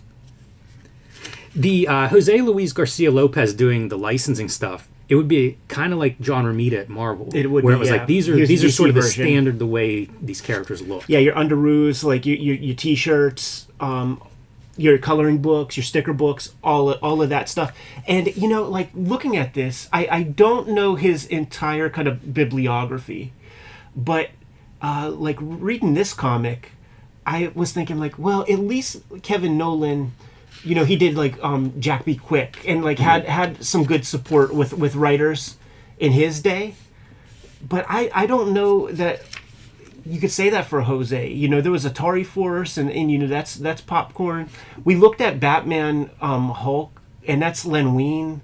And Len Wein just comes from comics. It's just potboiler, comic book, Stan Lee wannabe stuff. So like I don't know that he doesn't have the masterpiece comic because he's never had the support of like a good writer. Right. As far as I've read, like put something in the comments. What's the great Jose Luis Garcia Lopez comic that is supported with a writer who can fucking string a couple of scenes together. I want to say he did this miniseries called Cinder and Ash, which is more regular people, but like an adventure kind of story. Yeah. I think that was the name of it. I may be confusing that with another one. But it's great because you see him drawing like kind of the natural world, but in dynamic ways. He can just draw everything. Look at this. By the way, Matt Hollingsworth on color, and for all my brown complaints in the sewer, look how good it pops whenever he now brings some saturated colors for our main character. It really delivers, like to me that's a superhero color job there where like the reds and the blues really jump out of that muted background. And this could be a bleeding edge period for Hollingsworth because he's part of the great collaboration of Clem Robbins, Steve Dillon, Garth Ennis on Preacher. Like the best Preacher issues are colored by Hollingsworth, and then he really came into his own. Like with I think he's the colorist on that David Aja Yeah, I think that's true. Hawkeye comics, Yeah. and like That's a very celebrated. He really helped out a lot on that. He's credited as colors and separations, and I make a deal of that because like we've been looking at books from this time period, 95, 96, 94, and often you would see like a traditional colorist, and then you would see the digital coloring house often that would be filling that role, and eventually that becomes one and the same person.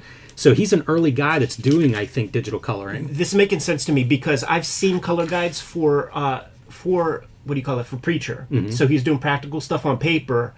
This can be one of those situations where, let me see it in print. It looks great on the monitor. Yeah. Okay, I'm going to adjust some things moving forward. These hands are spectacular. Spectacular hands, that classic view that, like, you remove the color, you could imagine, like, that, 70s DC, Green Lantern Corps kind of imagery. Man, I'd like to talk to Kevin Nolan at some point in a shoot interview because I've talked to him at shows, and it's interesting, like, he's done a lot of this kind of finishing or inking and has some real opinions on it, and I feel like when you see this was an artist he enjoyed working over top of. 1,000%, because none of these faces have Nolan to them. This one has a tiny bit. It does. I think it's the mouth maybe or something. I was trying to figure out, like, what is it? But so many of them don't, because like on anybody else, a face that was like this clear in view, he would have taken care of with that. But like everything that I know about Jose's work, I think one of the things that Nolan's bringing to the table is black placement. Oh, that's interesting. I think he's doing a lot of that, and I read these as Nolan folds. Yeah, I can see that. I like that this is broken up the way it is. I stared at this a long time because it's a continuous guy, but we have two panels, and then the hands actually extend and bleed outside of the panels. It's I found that, I don't know, just interesting as a page layout. So to your point about not getting to see Dr. Fate do much, he brings in a team of people. And I guess you're selling this crossover, so it's like mashups of these characters. But Dr. Strangefate looks really cool. Like, it would be good to see him actually getting to, front and center a little bit more, rather than having your team doing all this stuff. Yeah, it's what really fucking sucks about this comic is that we looked at that Super Soldier joint with Mark Waid, Dave Gibbons, and it's like tongue in cheek. You do your whole bit, you have a crazy adventure, and you're out. The writer ties this into that DC Marvel thing, so he's in business for himself at the risk of letting these artists like really, really shine. They have to make hay with garbage, and like, if anybody else drew this, we would never talk about this comic ever in a million years. You just know it, because you know that they wouldn't be inspired to like choose the right angles or anything like that. He's so good with the cape. Yeah. I'm surprised McFarlane didn't try to poach him to do some kind of a Spawn something with the cape, because that's a really good cape.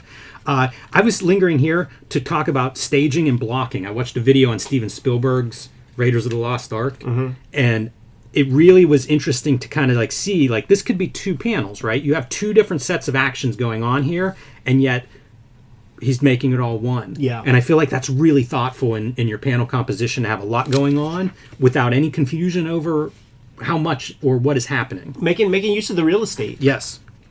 Yeah.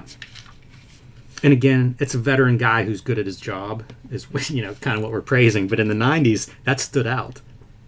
Wasn't always the case. I'm surprised by the volume of characters that they're trying to get over in a bunch of one-shots. It makes sense to me that you have a Hulk. What is Skulk? Who's he crossed? I don't even know who he's mashed up with. It's Solomon Grundy, probably. Yeah, okay, that makes sense. Look at him, like, all in shadows and stuff. Looks pretty good there. This piece was really fucking dope, dude. Yeah. With all the kind of iconography. I mean, like, this is a great... Like, I feel like, the internet should embrace this image as, like, Illuminati meme kind of thing. Replace the lettering and make it some sort of... Because you got the eye, you got the pharaohs and stuff. Like, I feel like you got Moloch, the owl god, or something right there. You got everything you need for a good Bohemian Grove fucking Illuminati image.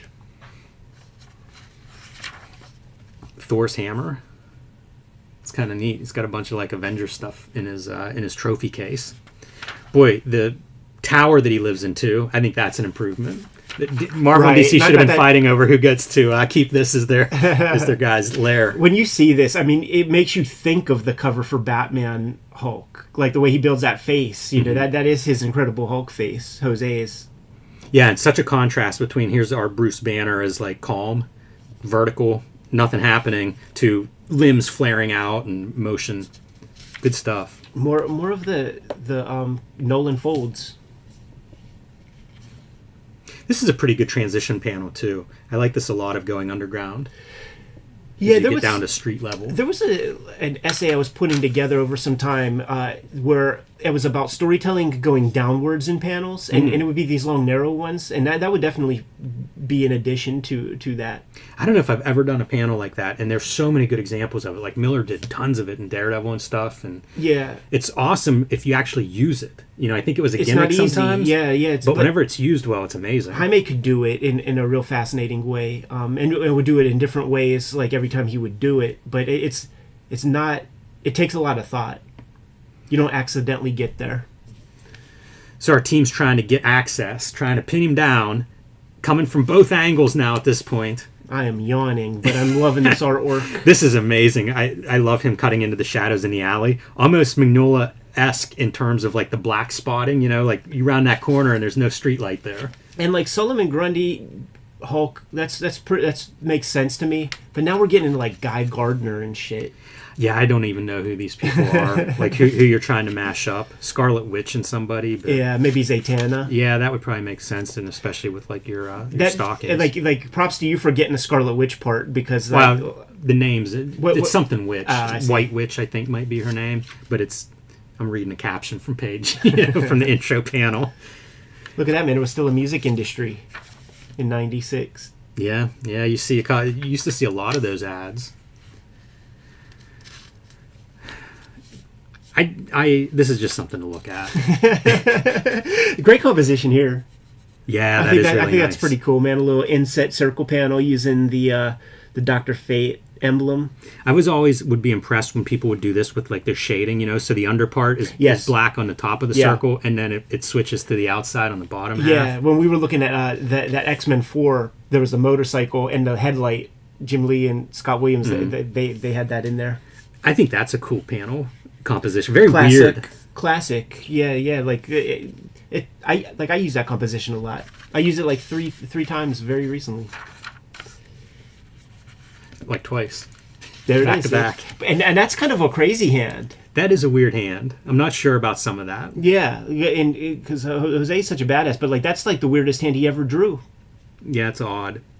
This kind of makes me curious about Dr. Fate, because I've heard people recommend there's a Keith Giffen Dr. Fate miniseries, Yeah. and then there's a Walt Simonson, like that DC premiere, whatever the one-shot issues are. Yeah, he just draws it. It might be like Andy Helfer or like Marty Pasco or like one of those guys does the writing on it.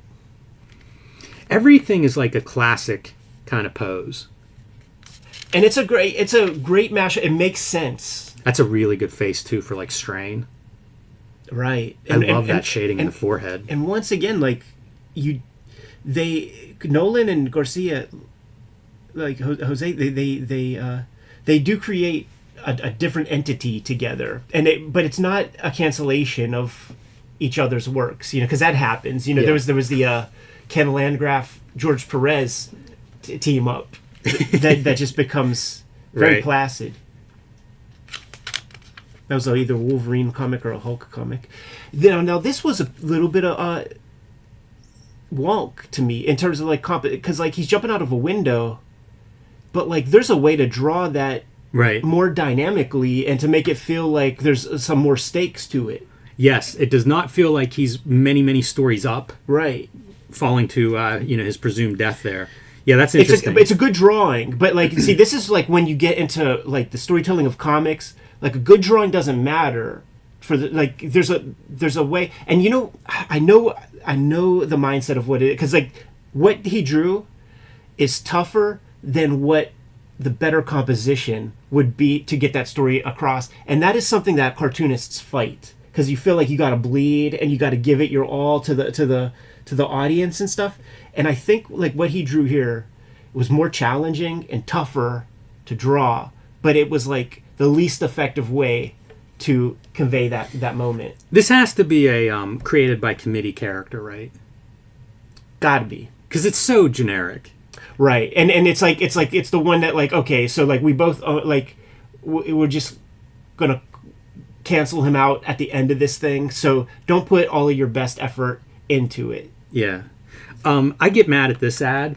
You know, Right. I've complained about ads, and it's like, your big thing has nothing to do with Jaws, so the biggest thing on the page should not be that. It should be Right. Marvel DC. But I look at it and I think, like, the way to do it is Marvel or DC up here, big versus Marvel or DC down here, and I bet you they were like, nah, we want to be at the top. Right? It's top billing. It's like, that's a thing people would fight over, stars would fight over in the in movie posters. Right. Like even in the having it in their contracts. And then we take off the helmet and the reveal is Charles Xavier. Yawn. What the heck? Like, Ron Mars is probably jerking off all over the place, super stoked that we're gonna have this big reveal. It makes me wonder, like, what are the like the JLXs? Is Xavier not a part of that? Yeah, that's a good question. So there you go. Lot of eye candy, not a ton of story, and I think that's probably true of all of these. Jimmy, do you have Lobo the Duck? Because that's the one that came in as, like, the close second. Strange Fate was the number one because of the artwork, and everybody was like, dude, the story is fucking shit. Like, don't be too harsh on that Ron Mars guy. He can't help it. But Lobo the Duck was the one that was mentioned second. I do have Lobo the Duck. I have all of them. Yeah. So we can do any one you want. Amazon's going to come up sooner or later by my choice, if nothing else, because it's Byrne and Terry Austin. Yeah. And I'm curious to see Terry Austin reunite. I mean, what is this? 12 years or something between those guys? I don't know. They may have worked together on something that I'm not aware of, but, you know, that's an all-star team, so it's kind of cool to see them get back together. That would be the other one that I would probably pull for. I've heard good things about Spider-Boy, although I wonder if there's two Spider-Boys, There because people were telling me, like, Jose Ladron Right. is the artist, and this is Ringo is the artist here. That's so the one I have. yeah, Do you have both of those? I do. I have all of them. I feel like that's a real feather in my nerd cap. Might have to cut that part. So there it is, man. We do have an amalgam playlist at this point. This will be the third video we cut for that. We of course did the Dark Claw. Was that the Yes. Wolverine Batman mashup by John Ballant and Larry Hama? Pretty fun comic. Yeah, and we did the other one too. There's two of those. One of them is an animated version. Yeah. and we covered both of those, I think, in the same Maybe video. the same video. It gives these, because there's just, everybody knows there's just going to be the one issue, so it gives these creatives the opportunity to kind of do a one and done, and, like, we could see what they accomplish. And, you know, with this issue, unfortunately, you got the artwork, but I don't think Ron had very many ideas going into this. Yeah, I was super happy with this artwork, though, and it did make me think, like, these comics are a little better than I thought in my head. Yeah. Because they have that chance. And now here's the thing, Jimmy.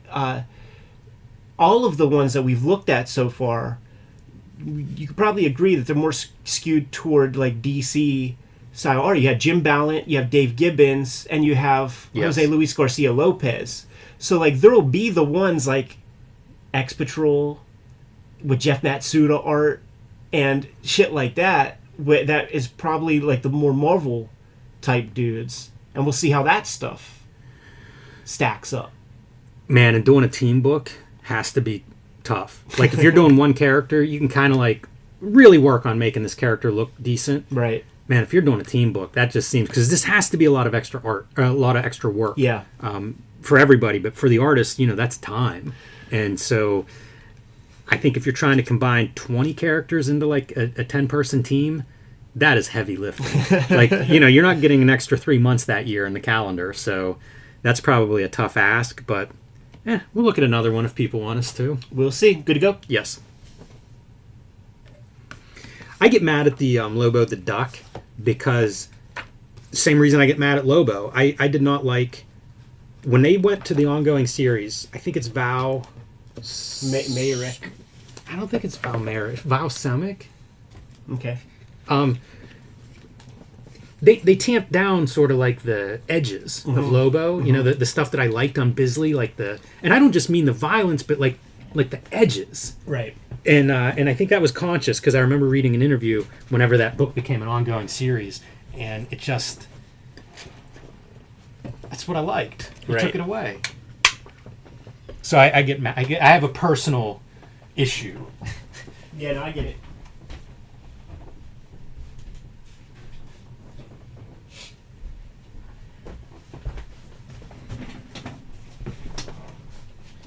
Jimmy, I want to use your issue to go through. Yeah. But you'll be able to follow along with the phone book. Guys, we're going to do Cerebus 1.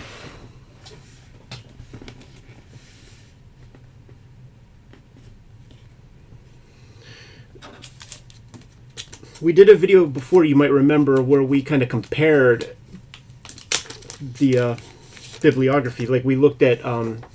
we did a quick glance through Cerebus 1, and we showed off Cerebus 300 to sort of show how Sim grew over time.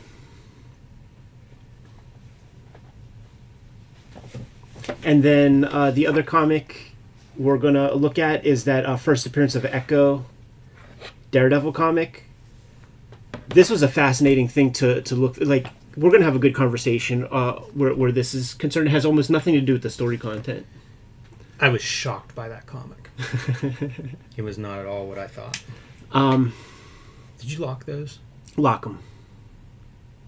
Ooh, yeah. Some stuff happened, and then we got hold of a PDF of Mobius's art from Jodorowsky's Dune, and we're gonna kind of go through that exclusive first look kind of shit. Thanks to the King Kayfaber, who may or may not have sent us that file. They can remain anonymous if they so choose, or not. We're amongst friends here. Good to go, Jimmy. Welcome to your favorite YouTube channel, Cartoonist Kayfabe. My name is Ed Piskor. I'm Jim Rugg. Cerebus number 1 is under the microscope today. First, you must know that this is a daily YouTube channel with more than 1,600 videos at your disposal. We probably talked about some of your favorite comics. Go to the front page of the Cartoonist Kayfabe YouTube channel. Hit the magnifying glass. Give the channel a search for your favorite comics. Check out those episodes. We are partially supported by the Patreon, and the King Kayfabers on the Patreon get access to all the videos before anybody else. Mitigates the kayfabe effect. We've been pumping up the numbers on the channel. We are on the road to 100,000 subscribers. Make sure you subscribe to the channel. With that comes a big audience who are snapping up the comics that we talk about on the aftermarket pretty quickly. But if you're a King Kayfaber, you have access to those comics on the aftermarket at the cheapest rates before anybody else does.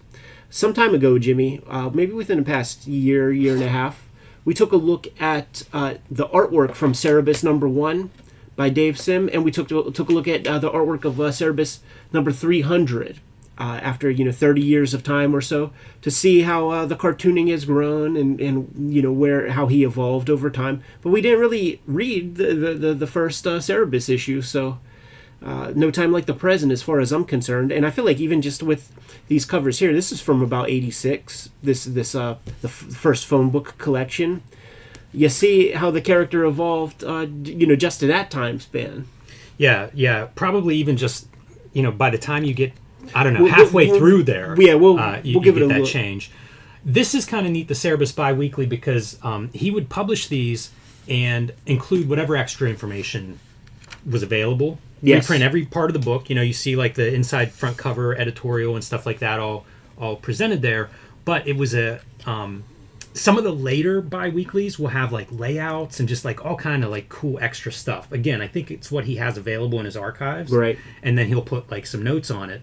But it's really interesting. Like the first thing I'll note is circulation, 35,000.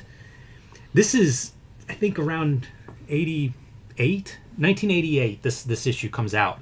So a little bit after the black and white explosion peak, and he is doing 35,000 copies of this thing on the bi-weekly. This ain't even the series proper. And a reprint. So he's not even drawing this all month. This is like put this together in a day, second bite send of the it apple to the printer, and make some bank. 202 a month. Yes. Plus the regular issue. He was doing well, and by all accounts, like he lived that lifestyle. And who was it, man? Was it Laird? Was it Bissett? They would talk about how, like, was it Scott McCloud? they would talk about he would show up to events like in limousines and stuff. Yes. Because like we're professionals, we're stars. Like be a star, be a baller. You know, one of those stories is renting the penthouse at San Diego. Yeah. You know, like in probably around this time, you know, in the 80s. So like he was flying high and really like his own boss at a time when everybody almost was a jobber. Right. And it's like, hey, look at me. I do what I want and live large. Those poor Canadians too with the taxes they pay. Like we bitch and complain. So he was getting some expenses, man. You like with that limo comes a little bit of a write-off. It's cool. One of the extra pieces in this issue is he talks about that idea of doing 300 issues. Yeah. That's not an idea whenever he's drawing this first issue. I think that was after second issue is when he starts to go with that concept. Right. And it does begin as... It's interesting that, like, you know, being the mindful creator that he is, that he allowed the story to start with different pagination. Probably, like, very clear, like, wasn't thinking about that much, like... It's odd. You just got to get through your first comic. Well, I mean, that text piece from page 1 is page 1, is my understanding of Cerebus. So, you know, like, you're starting with this as your page 1. Oh, I see. That's that is not rip the cover off and sell it based on a strong splash page.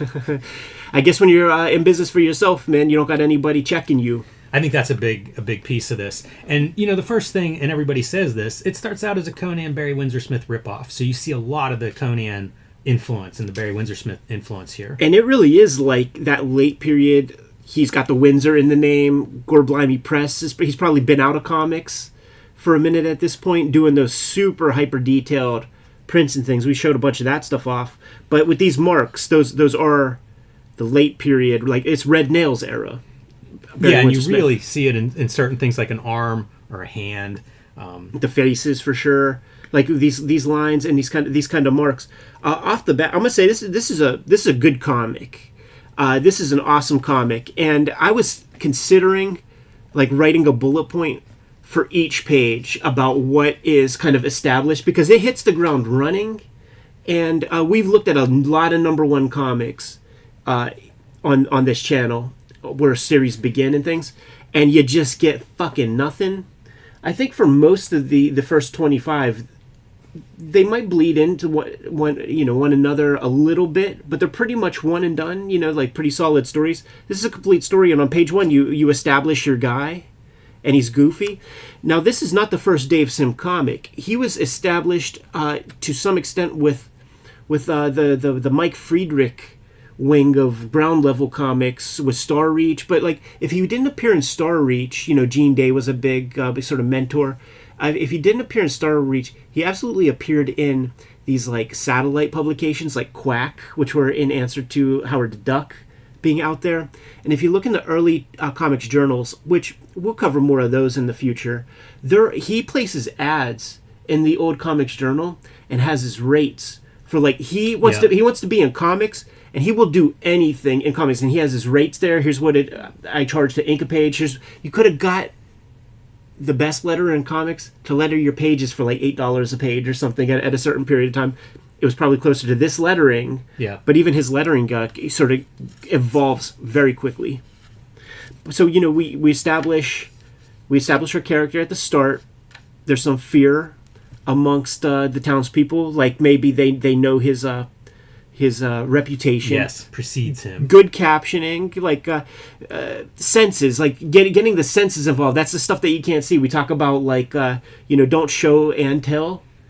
Smelling the wet fur, you know, that's something that you can't quite get visually.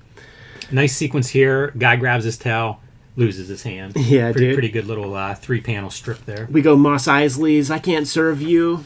We don't serve droids here. Good silhouettes, too. That Yes. previous page had them sort of like walking the 3 characters, and then you get it again here. So good use of black and white from the get-go. Yeah, and it's a way to like convey background without having to sort of kind of go the distance. The Red Nails stuff would have these kind of grids, grid works and things. So I think that was and the Gorblimey Press. That's when BWS is drawn every leaf. Right. So he makes a deal in the tavern with a couple of scoundrels, and they want to go get this flame jewel. So we have our intentions built by page 3, Very Conan-esque. And it's time to get busy. I like to see these little throwaway things where like we get to see how Dave Sim builds his characters. Right. That's a cool thing that you get a shadow monster. Yeah, and the shadow monster, there's some formal play because the sword cuts through the shadow. I really like that. That's, again, I think it's inventive in that you're trying to use whatever visuals you have here. Pretty good. Yeah, and this one in particular, having it go kind of, it's like it got caught on something. You know, it feels really, really solid. When it dies, it goes back into shadow. Cool little trope. It's great, and it's done in page and a half. This is the kind of thing that Sim probably needed to see in print to see how that Zipatone would hold up, and he does go with a lighter tone, a lighter screen, a little bit more air in between the dots in the future because it does get dark. Then you have this kind of like Wizard of Oz. It's a Wizard of Oz story, and the bumbling boob of a wizard. He doesn't got it anymore. Right. You know, he's trying to cast spells and is kind of just missing the mark. Pretty good. That's a kind of a nuanced take on a wizard. Right. It's good. It's like writing 101 too, where like all these characters have a little dimensionality to them. Right. Going Harryhausen with the skeletons. The skeleton looks good. Got to fight some of those. This issue it really has everything but, you know, the damsel. You know, you got to wait for I think it's maybe 5 issues for that. Looking at him twisting up the Mr. Thrifty skeleton is that is not easy to do. No, it isn't. Skeletons. We used to have to draw those in figure drawing classes. You know, we had like the science full-size skeleton, and it'd be like pose it and then draw it, and no fun. No. I wouldn't want to twist that around. It makes me wonder if he had a skeleton. Yeah, like that's what that Mr. Thrifty thing is, man. That's what Jeff Darrow told us about. He said everybody had that, and Frank Miller bought Mr. Thrifties for a bunch of the guys, and it's the backbone of, no pun intended, for a lot of the figure drawing from dudes of that generation that we know. I used to have a skeleton. I gave it away, and sometimes I regret it. A human skeleton. Yeah, it was legit. Those are those grave drop ones, man. Yeah, you're not supposed to. You're not. Yeah. That was part of why I got rid of it. Was like, I don't know what to do with this thing. You put it in the attic, and then like somebody's gonna find it years later. Good storytelling here. Do with the long narrow panels. Yes. Crash into the ground. It's a 4-panel comic strip basically. Yeah, a lot of animation. That's a nice piece. You know, if you're gonna have an action comic, an adventure comic, you do got to have that kind of have some motion and movement, and well done. We have a shadow monster. We have a skeleton. Now let's go psychedelia and have kind of like a head trip sequence. Pretty wild stuff. And it makes so much better sense with the pagination of the phone book, because it's like you establish here and then you just as a spread, it feels like it all continues. It does make me wonder. I might be wrong about page 1 being that text I don't think piece. it is. I think it was the editorial on the inside cover of issue 1. Man, we could have had issue 1 to look at. I dropped the ball on that. There is an editorial on the inside cover that is from the editorial on the inside cover. This was the inside cover for sure. Mm-hmm. This piece is the one I'm not sure where it appeared. I thought it was there. Yeah, because I don't know why fresh you would for do it this way. Well, I mean, it's not. He didn't backdate it.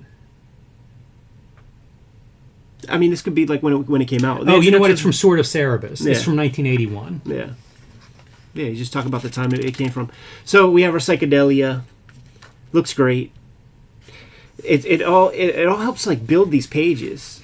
This is exactly what I want in comics, together. and this is the stuff I complain about talking heads in comics. Right. Like, give me something visual. Sim is pulling out a whole bunch of visuals. This was a pretty fascinating piece. I was studying this sequence a bit, man. You got your Frank King thing going on, but the establishment of these like black areas, kind of Kirby-esque. Now, I do think that it's just a pattern in the dinosaur, but to break up the white space with those shapes, it makes sense to me. There's thought behind that. Yeah, I don't know. It is odd. Yeah, it's very noticeable. And there was a part I was like, is he going Kirby? And I was like, no, maybe it's just like the stripes of the lizard or whatever. It's interesting if you look at the figures, because there are flaws in his drawing. Oh yeah, sure. But he does a really good job of like overcoming them. Yeah, and they're not that big of a deal, really. Like, because like the storytelling is still so clear. You know, like I got hold of this comic when I was very young, and the one there was when he menaces the Keeper. This hand right there, Mm-hmm. I remember my hands looked like that at the time that I read this, and that was a very kind of like liberating thing, because I also knew what Sim grew into.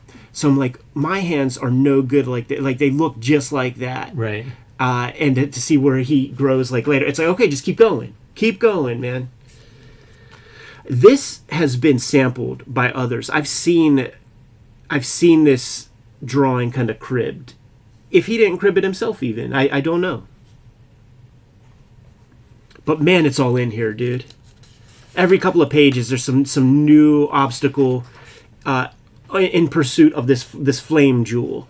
So once again, storytelling 101, intention and obstacle. We know what we want, and now we have all of our Joseph Campbell impediments. Yes. Along the way, we got to test we got to get our newly established hero over. Exactly. And how do you do that? Like, there's wise storytelling stuff in it too, because you don't start with this guy. This is a gigantic. This is a final boss, man. Yes. So build up. Have your shadow monster as kind of nondescript. Have a skeleton, fuck up their heads with some dope, and then you build to this guy. So that's like smart storytelling instincts. Yeah, and I give a lot of that I put on that wizard character. Because the wizard is struggling, you see him pulling out like whatever he can do. Right. And you gotta overcome that, right? So Cerebus, he has some wisdom on top of the barbarian nature. Close the eyes because what you can't see can't hurt you type shit. Start swinging the blade. That's the old Simpsons joke. I'm gonna walk like this and I'm gonna go like this with my hand, and if you're in front of me, it's not my fault. So he's pulling that rap on the Wizard of Oz here. Gets to him, dispatches the fella. Sim is going to get real sharp with these kind of rocks later. Like that's, you see what he's doing, because that's Bernie Wrightson. I feel like established that in mainstream comics. Those kind of rock where it's just the shadow, because you see Kelly Jones doing this. You see a lot of guys pulling that. But like Sim, when he builds his future backwards, and maybe it's Gerhardt, they feel more realized.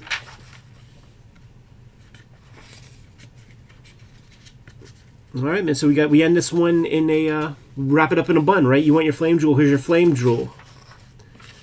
But not necessarily a monkey's paw kind of story, but close. They do a great job of Cerebus being smarter than these two guys too, right? Because they're like, "Oh man, we can give you 10,000 bags of gold now," and he's like, "Nah, just pay me." Right. And good choice. Yeah, he gets his one back.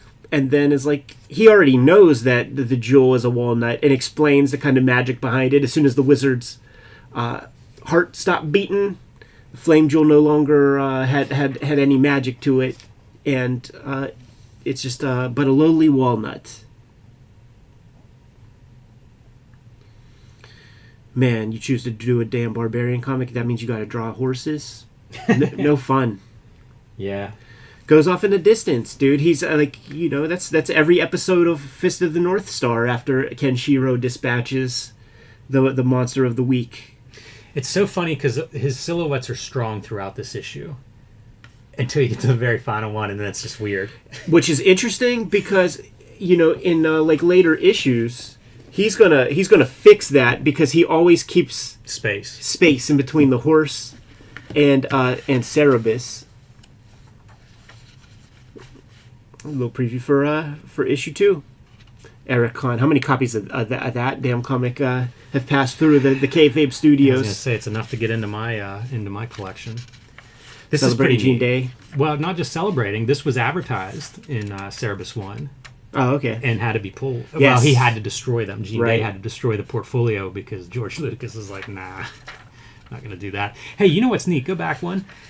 A call to Cartoonist, $150. He'll pay you if he runs your one-page comic, and I never thought to look, but I wonder what all ended up appearing in these bi-weeklies as like the single page. He would do this a lot, Dave Sim. In Cerebus, he would often print. He would do different things and promote like other self-publishers, small press cartoonists. Yeah, he established the 20-page monthly comic. Yeah. As a single person. 20 pages was what he could muster, but he's still printing a signature of 32 pages, quite sure. So there was always room in the back pages, And there was a Cerebus effect for sure. Everybody talked about that stuff. I think even Wayne and Fred, I think they got a mention in a Cerebus whenever they got the first Xeric for Grey Legacy, and they got a bunch of mail orders direct from Cerebus readers. So he did interesting stuff back there too. Like whenever they came up with the 24-hour comic, he ran several of those. I think he might have ran Bissett and Neil Gaiman, if not the whole thing, at least excerpts of their 24-hour comics in issues of Cerebus. I could almost guarantee, like, if we were the dudes that we are now, picking up Cerebus when there were like really, 10 interesting independent comics that you could pick up that were adjacent to Marvel DC, I bet you we would have bought everything that would show up in those back pages. Yes. Including Hepcats. Mm-hmm. This is the other part that's so smart, is like you see what he's doing here. So Cerebus Weekly, bi-weekly, very easy to get into Cerebus. If you want single issues, you can sell them to comic stores, but also promoting all your stuff. Yeah, this is where he gets jammed up with Steve Jeppy, because the phone book's like, directly available, and the Tony Soprano of the comic industry is like, we control distribution, motherfucker. You gotta send that shit through Diamond. What is this, man? We made you. Phil Suling bought 1,000 Cerebus #1s, motherfucker, and Bud Plant bought another 1,000, and you're gonna turn your back on the people who made you? Guess what? We're not gonna carry Cerebus anymore. We're not gonna carry Puma Blues. We're not gonna carry Flaming Carrot. Fuck all your other comics, man, because you won't let us. You won't go into business with us on the phone books. Do you see the rates that he's selling these at though? They're $25 a pop if I ordered one. But if I wanted a box of them, like, it's not really, there's no real price break there. It's $340 for High Society, 16 of those. So slightly less than $25, but not a discount, not like 50% or 40% off. Right. So I don't know how a store would have gotten these early on. And I wonder if part of the reason he didn't go through Diamond initially is because, like, this was a new format. I don't know who else was doing this kind of format. This idea of, like, I'm going to put 25 issues in a book. Right. So price-wise, I think maybe there was struggles there. It may have been pretty expensive for him to print, and he may not have been able to offer that discount at that time. Right. And I do think he had to waffle, of course. Like, I'm sure that these books came through proper distribution channels that we all know, but definitely a little interesting piece of comics history. So the first one does contain 25 issues. And you see that it doesn't take him that long to start tightening up that lettering, to shorten that snout a bit. To develop his own voice, too, to get away from the Barry Windsor Smith. Well, it's almost all here. Like he exercises all the Barry Windsor Smith stuff in the first 25. But you see, like, the panel layouts and stuff, like, he's starting to do the stuff that would kind of go on to define a lot of what I think of as Cerebus. Yeah, introduces his cast of characters and things. But like, it's funny, there was like a wavy page of panels halfway through this, and I was like, oh yeah, okay, this is starting to look like Dave Sim. And then it goes away. Like, I haven't seen it again since you've been flipping through, but like those little gutters. There's a lot of these tells. Right, and certainly the lettering giving more air around the balloons. Cerebus has certainly taken on his stylized version. Right. That snout. It's like it got cut off in a fight.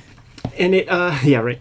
And then it, it builds to this guy, and he pretty much stays like this through the rest of the book. I finally, through one of our travels, I was able to scoop up like one of the last trades, because it's odd, like, stores do not carry no, they don't. These books anymore, and they all say the same thing, like, they were collecting dust for years, and then we sold the last couple. We just never re-upped. Yeah, I remember, I'm going to say it's Andrew Neal, but I could be wrong with who the vendor is, who used to run, what was the name of his store? Chapel Hill Comics. Yeah.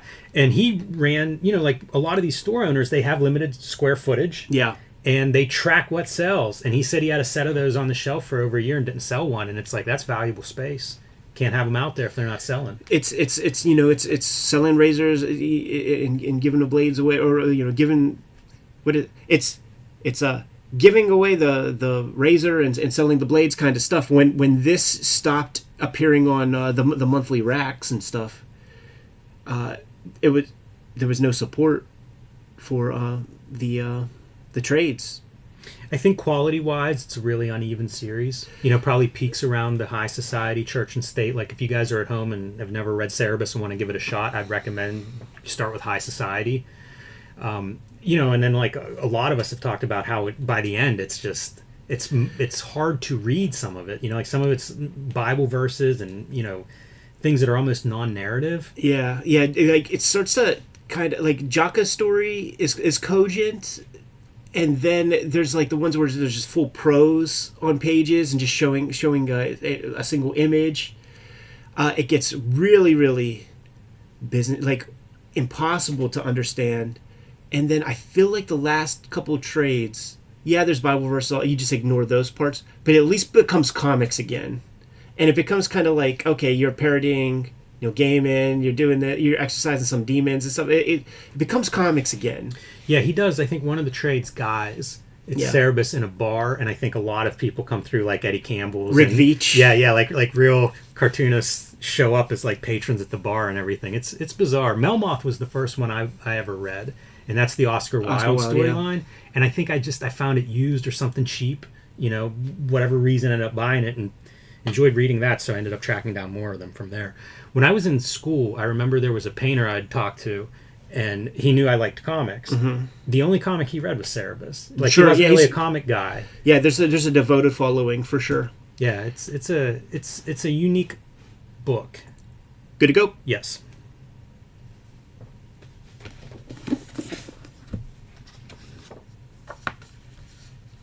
Looking at Daredevil 9. Lock me in again, Jim.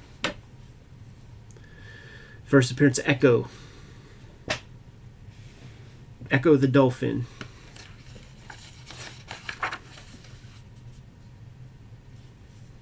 Ready when you are.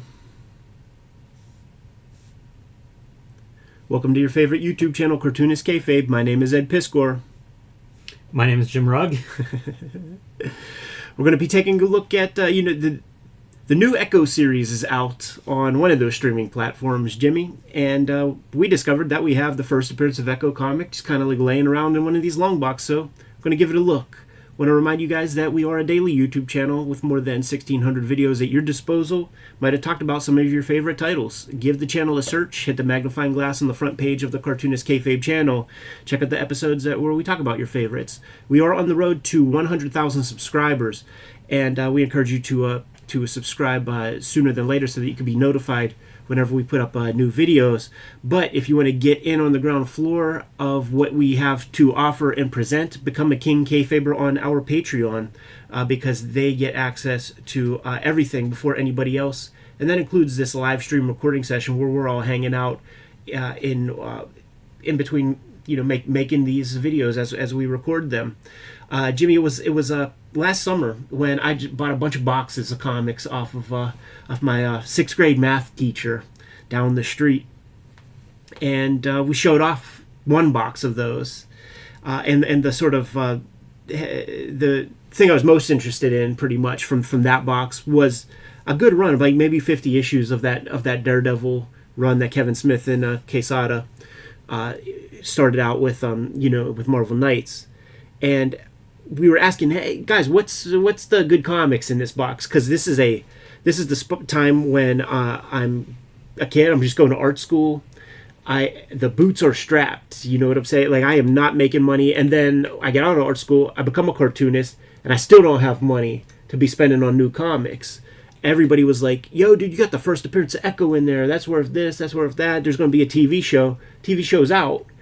So I thought, no time like the present, man, to check out this comic written by David Mack. For some reason, I thought that maybe he drew it as well, but no. Joe Quesada and Jimmy Palmiotti still on the drawing duties. Yeah, so this is also, like you, I was pretty checked out of Marvel at this point, and this kind of comic is part of the reason I checked out, because this is part of, like, I don't know, a 6 or 7 part story that would have been 6 or 7 months, right? And I just found that very unsatisfying. Hard to keep straight. It meant digging out like back issues from months ago and rereading stuff to keep up, and it just wasn't fun for me anymore, so I quit buying comics of that sort. That said, in my head I was checked out, and I thought, like you, I thought this was like Bendis had written Daredevil for a big long run, and I thought Mac shows up drawing for a while and then maybe wrote some stuff. Right. I had no idea that he takes over after Kevin Smith for this arc. Yes. it's shocking to me. I really didn't know that. I thought David Mack came to this way later. Pretty interesting that he shows up as a writer here. Agreed. And the conversation that we're going to have, because, like, you don't get much echo. It's whatever. The thing that kind of was blowing my mind the entire time, Jimmy, and I think it's going to yield a pretty good conversation, is where the fuck is the division of labor amongst everybody? Yes.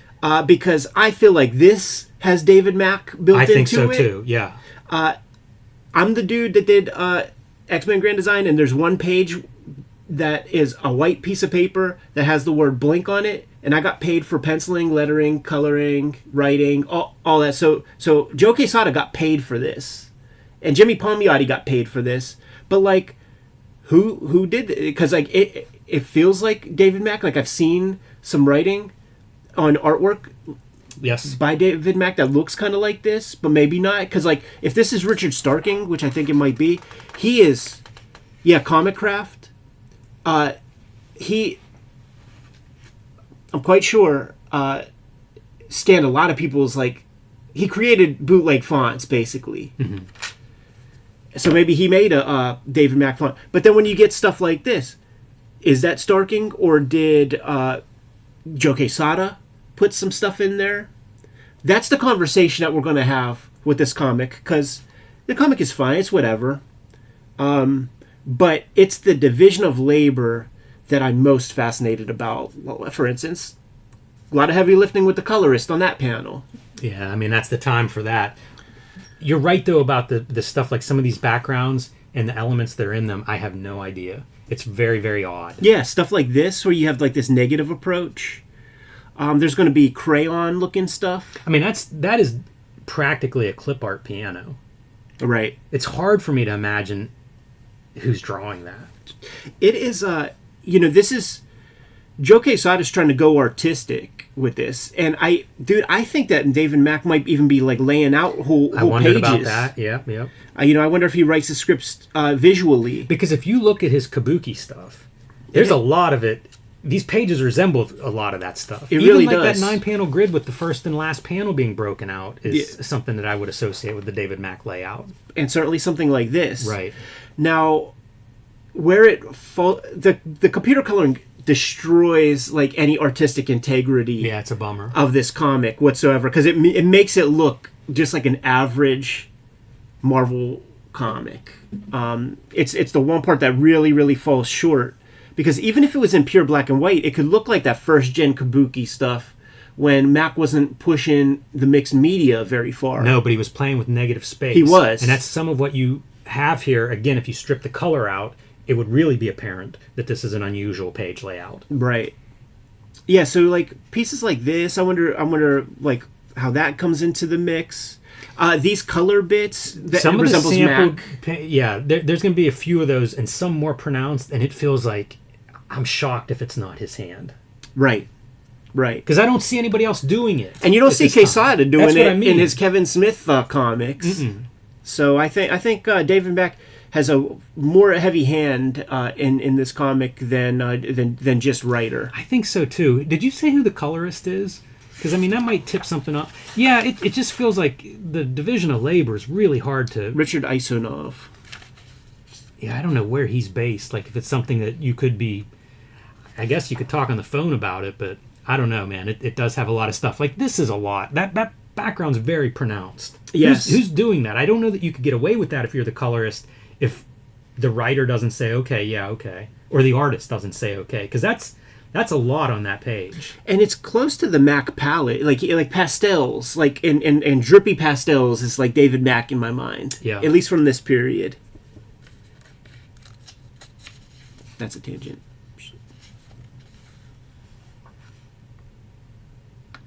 You know, that sky doesn't look like the way most of this is colored.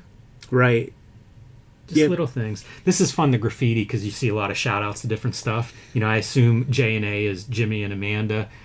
Not sure who Joe's wife, what her name is, but an N in there must be, Nicole or Natalie or something. There's a Who Watches the Watchmen, so we're throwing out, like, greatest hits. Always like when people do the graffiti in comics, because it's always, like, putting down something that you like. Jinx, Kabuki. Right. Frank was here. Kevin was here. David is here. Where are you?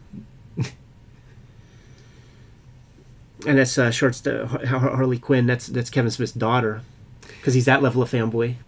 I also did not realize that Quesada did this next arc. Me neither. Yeah, totally. I thought that he would have just he had other stuff on his plate. So it's cool to see him still drawing. Yeah. And I really do think he's going. Like, I think he's trying to make some kind of statement. Like, he has David Mack in the mix. Like, he did his popcorn piece with Kevin Smith. Now let's do as far of an art comic as we could possibly do. Once again, the computer color is just kind of destroys any kind of artistic integrity. One of the first Wizards I got, 37, like the one with Rob Liefeld, there's an article where he's planning out pages for Ash comics. I think it was Ash Zero. And I just fell in love with his ability to draw buildings and like in perspective and stuff. So like it's cool to see the work that he's putting in at that level, because you never had dudes like from Image who would do the hyperbolic figures and have any semblance of any kind of background work. So like he added that to his practice, which put him kind of a step above, the studio Image dudes or whatever. My gym added a heavy bag, and it's like in the corner, and I can't imagine anybody using it the way it's set up. Right. But Matt Murdock slugging it made me think that. This is another page where it's a lot of stuff. Like these triangles, you can see them on the cover. That's something that I associate with David Mack, like little swirls and the whole things. The whole page, and then you have this lettering, and the lettering is incorporated into the ink. And this is your Echo character, whatever. It frustrates me that I have no idea what Echo is based on reading the first appearance of Echo. Right. Like, as far as I could tell, Echo, like, she's a good mimic. So is she deaf? She's deaf. She's deaf. Yeah, she's deaf, but she could like, she's like, she's good at like paying attention and mimicking movements and stuff. Yeah. I don't know. I wish there was more. I feel like you get the guy who played Salieri, Edward James Olmos. Is that the dude who would play him in the movie? I think he should be on the Echo TV show if he's an important character. But like this lettering, like this is a Mac page again, and then you have like rip up, crumble up some paper, scan it in. That feels like a Mac stroke as well. It's a mixed media stroke. So yeah, there's a lot going on there, because this is not notebook paper that's crumpled up. The lines for the notebook paper are added. I do believe it's a sample of a crumpled up page. That's how you get like your the blues that are the shadows on there. Yeah, because the lines are perfect. You're drawing on top of it.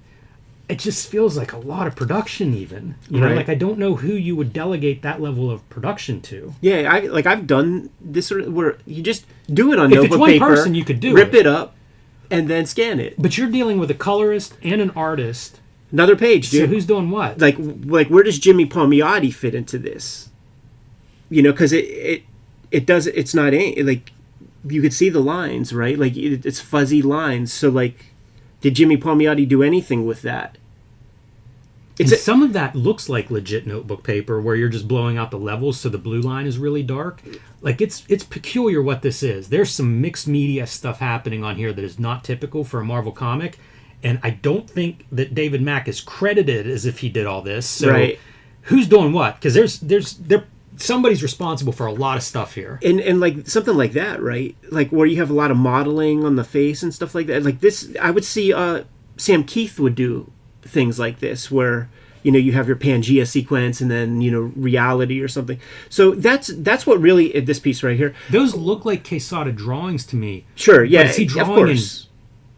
In color pencil or color blue? Is that ballpoint pen? Like, is he even doing the coloring on it? Like, I have no idea. Right.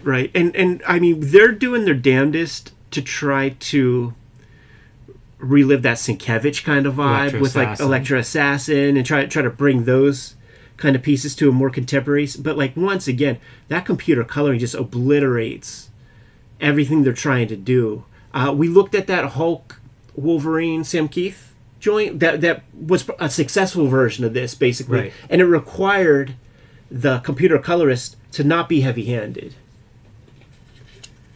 But ultimately, that's the fascinating thing about this comic is just the sort of mixed media, the way they're playing with the assembly line format.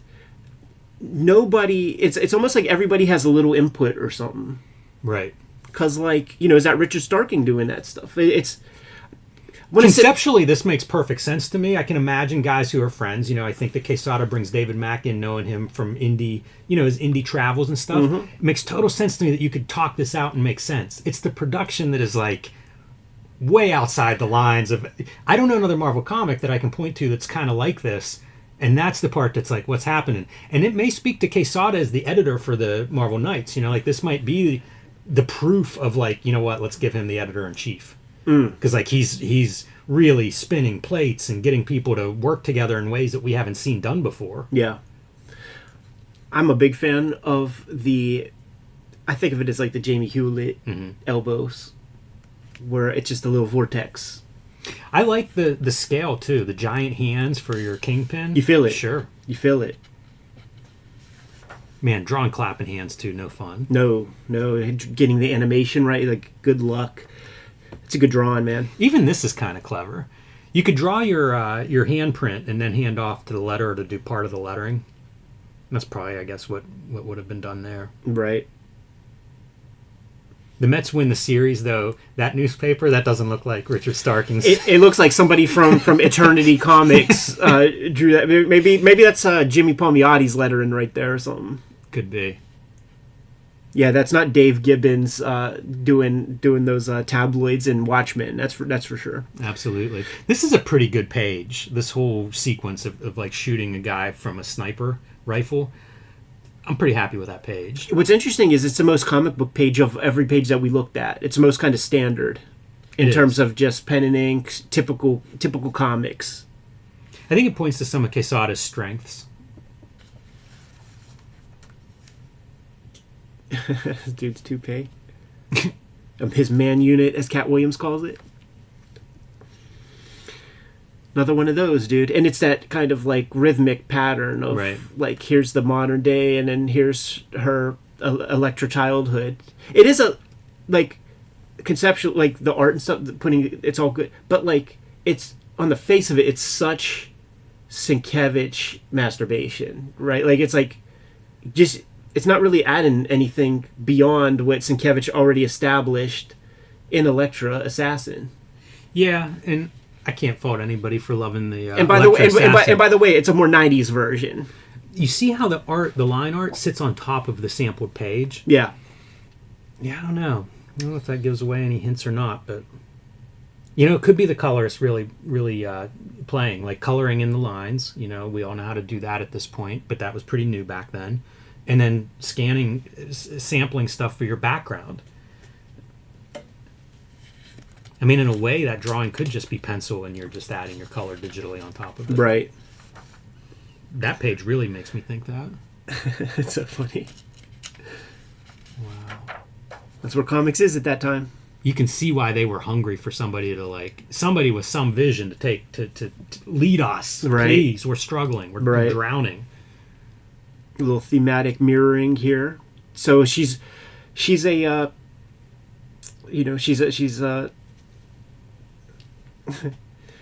it's like I saw somebody make a joke about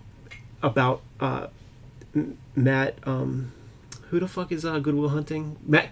I saw somebody make a joke about Matt Damon writing Good Will Hunting, and it was like, and he's super handsome, and he has a good job, and he has a lot of friends who like him. He's a great mathematician, and he gets the girl, like all this kind of stuff. Like that's what Echo is. Gotcha. It's like she's a concert pianist, she's a great boxer, she's an assassin, she's all these things. That's funny. And Kingpin is there to celebrate it all. The part I always, you talk about the architecture that Quesada can draw. The line stuff that he would throw in was always something in my mind. I was like, oh, I'd hate that. I'd hate to ink it. I'd hate to try to figure out drawing that and not having like all your other lines like overlap, bleed over and stuff. And he does that a lot. This was such an influence. This has to be like 99 to 2000. Yeah, December 99. So when I go to art school in 2000, they really pushed this book, and there were a lot of posters. There was Joe Quesada on like Randy Bowen statues and stuff where they would like sculpt these kind of things and stuff. Many of the students like really absorbed this and had like these designy rope elements and stuff like in their work. Like if the characters suit had like electric streamers or something. Like they would all be kind of like going in these jagged kind of directions. Like I think that's a bitch to draw. He really built something in there. I always like we talked with Jeff Darrow and he would talk about like, do you ever like draw a bunch of wires and then you forget like where they connect on like the other part because they intersect with each other and go through each other and things. I think it's tough. This figure and the size of the ring for both of those figures is weird. That ring is like a miniature ring. Yeah, that guy's a giant. It's just a frat house basement.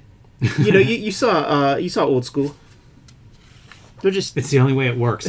I like this. I thought that was really cool. Yeah, I think that's pretty neat. It makes you wonder, like once again, did Mac describe that? Did he draw it? Once again, this is Mac-ish color approach. You see it on the cover. This is a David Mack cover. Yes. So you see the kind of blotchy stuff. The sampling of color. The repetition of shapes. The use of red on Daredevil on this cover, I think, is really sharp. Sure. Because the shadows are not red in shadow. It's like a totally different sample of paint or something on there. Right. But yeah, I like that page layout. Real designy, giving him the real Devil vibes. Got the water, got the bricks, so it's got the Sin City flavor to it. This is a wild assassin. And lest we forget, just across the street, Garth Ennis, Steve Dillon doing Preacher comics, wrapping their stuff up. They had an assassin like this, so it's almost like a homage. I feel like, man, where he had like Rictus Smile. He's the guy. He gets his dick cut off, right? Like in Preacher comics, he gets his dick cut off, and I think he like likes to cut dudes' dicks off, or like he cut Star's dick off. And there's something about it. But when he gets his piece cut off, he gets so mad because he's like, whenever I cut your dick, like I give you a little piece to piss with, and like when he shows it, it's like a beer tap. It's like a boxed wine kind of tap, like right against the root of his body. But like he always got this smile, and he speaks in cliches. So it's like abracadabra, double or nothing, running on empty, crying over spilled milk. This would look so different in black and white too. Yeah, like the colorist is putting so much stuff, like folds and things. Like it's a lot. It's take because like, man, if you just take that out, like it could be Paul Grist, Kane type drawings. Very spare lines. It's very cool. I would like to see this in black and white. And you see, Daredevil has a lot of black shadows on him, so you'd get a nice contrast between those figures if this was in black and white. The way Quesada does the blacks, I wonder if Stelfreeze is an influence, because like Brian Stelfreeze around this time certainly was playing with these like pools of black with no conscious no crosshatch. Yeah, could be. And his stuff is clearly it's consciously not crosshatch. He's not putting crosshatch into stuff. Anti Jim Lee kind of comics. I liked his boots too. Like he would put a big prominent heel and they would be big feet. Mm-hmm. Big feet. Pretty cool. More of that David Mack background. Right.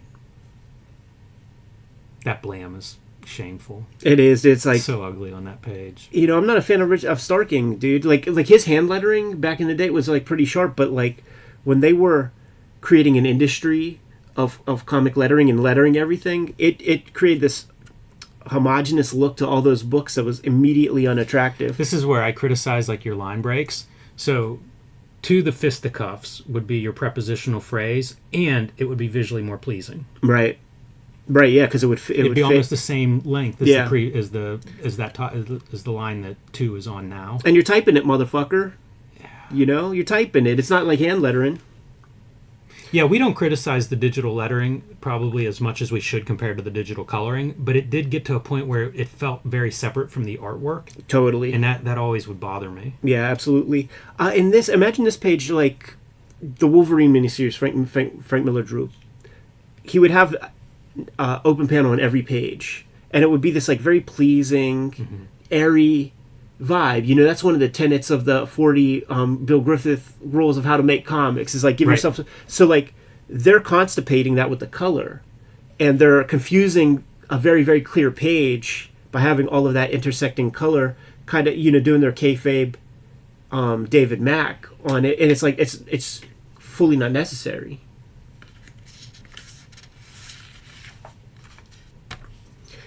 And I feel like this is one of those moves where we're like, oh fuck, we're almost at the end of the issue. We gotta wrap that one up quick. the most panels on any page. And of course, Echo shows up to the office of Kingpin, and Kingpin has a job for the girl. So we know she's a concert pianist, and she could fight, and she could mimic activities. So I guess we're to be intrigued at, like, what if she mimics Daredevil's abilities and things? But you're gonna have to wait 30 days to find out, and you're gonna have to live for another 6 months in order to get the complete story. Yeah, you have to wait 180 days to figure out how this shakes out. So there it is, man. You asked for it, dude. The first appearance of Echo. We had it. We have the other issues too. There it is. Jimmy, if you're good to go, I'm good to go. Yep. We're gonna have to dust off some kabukis, man. Mm-hmm. I have a weird, like, I have that first run, but I have it like in like these issues that are like maybe 2 issues in one. I have this many kabukis maybe, Yeah. and they're all over the map because some of that stuff is reprinted, And it's not even him and stuff. I have We're one, gonna have to do this one kind of quick. and it's Rick Mays, Right. and it's really good. But yeah, his stuff is that kabuki run's amazing to look at, and it goes so far from like his early black and white to the painted mixed media stuff. It's incredible.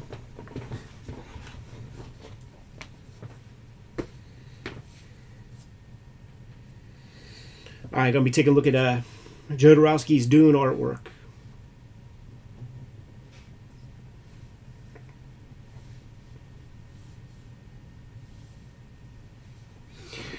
Hey, Jabba said that Daredevil 51 to 55 written, drawn, and painted by David Mack.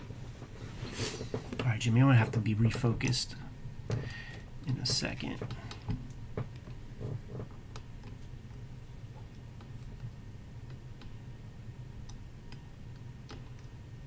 All right, man, lock me in.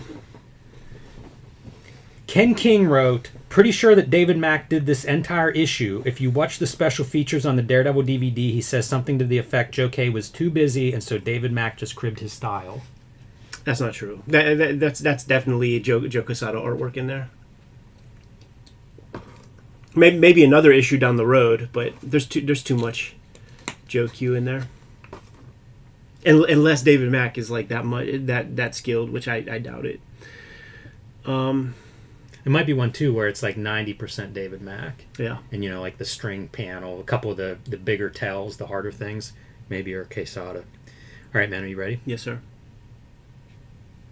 Welcome to your favorite YouTube channel, Cartoonist Kayfabe. My name is Ed Piskor. I'm Jim Rugg. We got hold of a very special set of files. But first, we want to remind everybody that we are a daily YouTube channel with more than 1,600 videos at your disposal. We probably talked about some of your favorite comics. Go to the front page of the Cartoonist Kayfabe YouTube channel, hit the magnifying glass, give the channel a search, check out those episodes. We are in part sponsored by the Patreon, and the King Kayfabers on the Patreon get access to all of the materials that we produce before anybody else.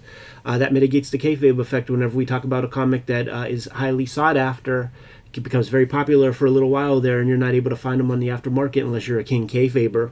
Without further ado, Jimmy, we recently reviewed the Mobius Redux documentary that is kind of like a career overview of Mobius. He's a part of the documentary, and of course you have to touch on the failed Dune project that has now become a piece of pop culture mythology with Alejandro Jodorowsky.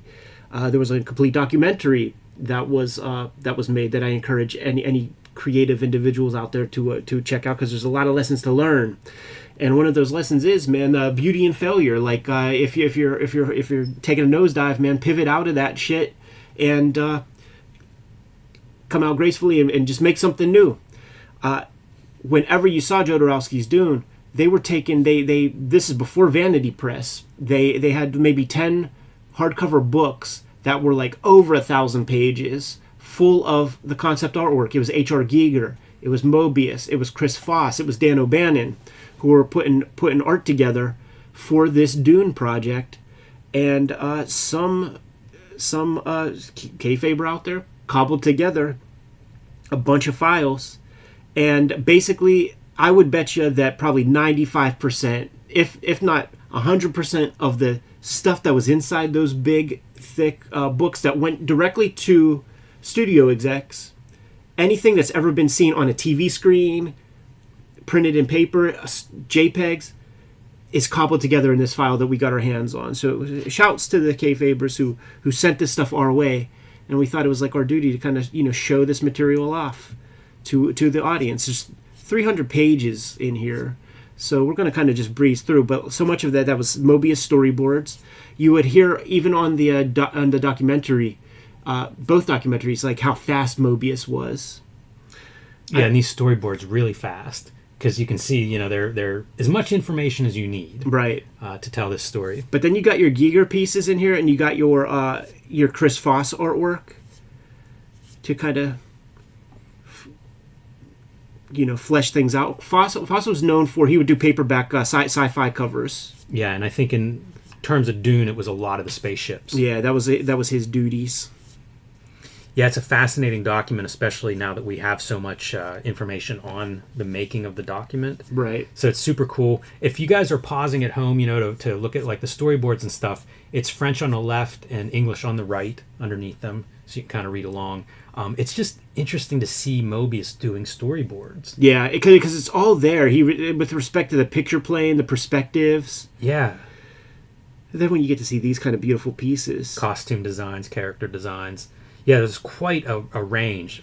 That's amazing. Giger's a motherfucker, dude. He really is. It doesn't even make sense to me that's like a painting. Like it doesn't look like oil paint. You know what I mean? It looks pulled from some Right. H.P. Lovecraft, Yeah, like fucking marble Necronomicon and shit. metal and stuff. It's wild. This made me want desperately. I want a release of the Brandon McCarthy Fury Road storyboards. Yeah.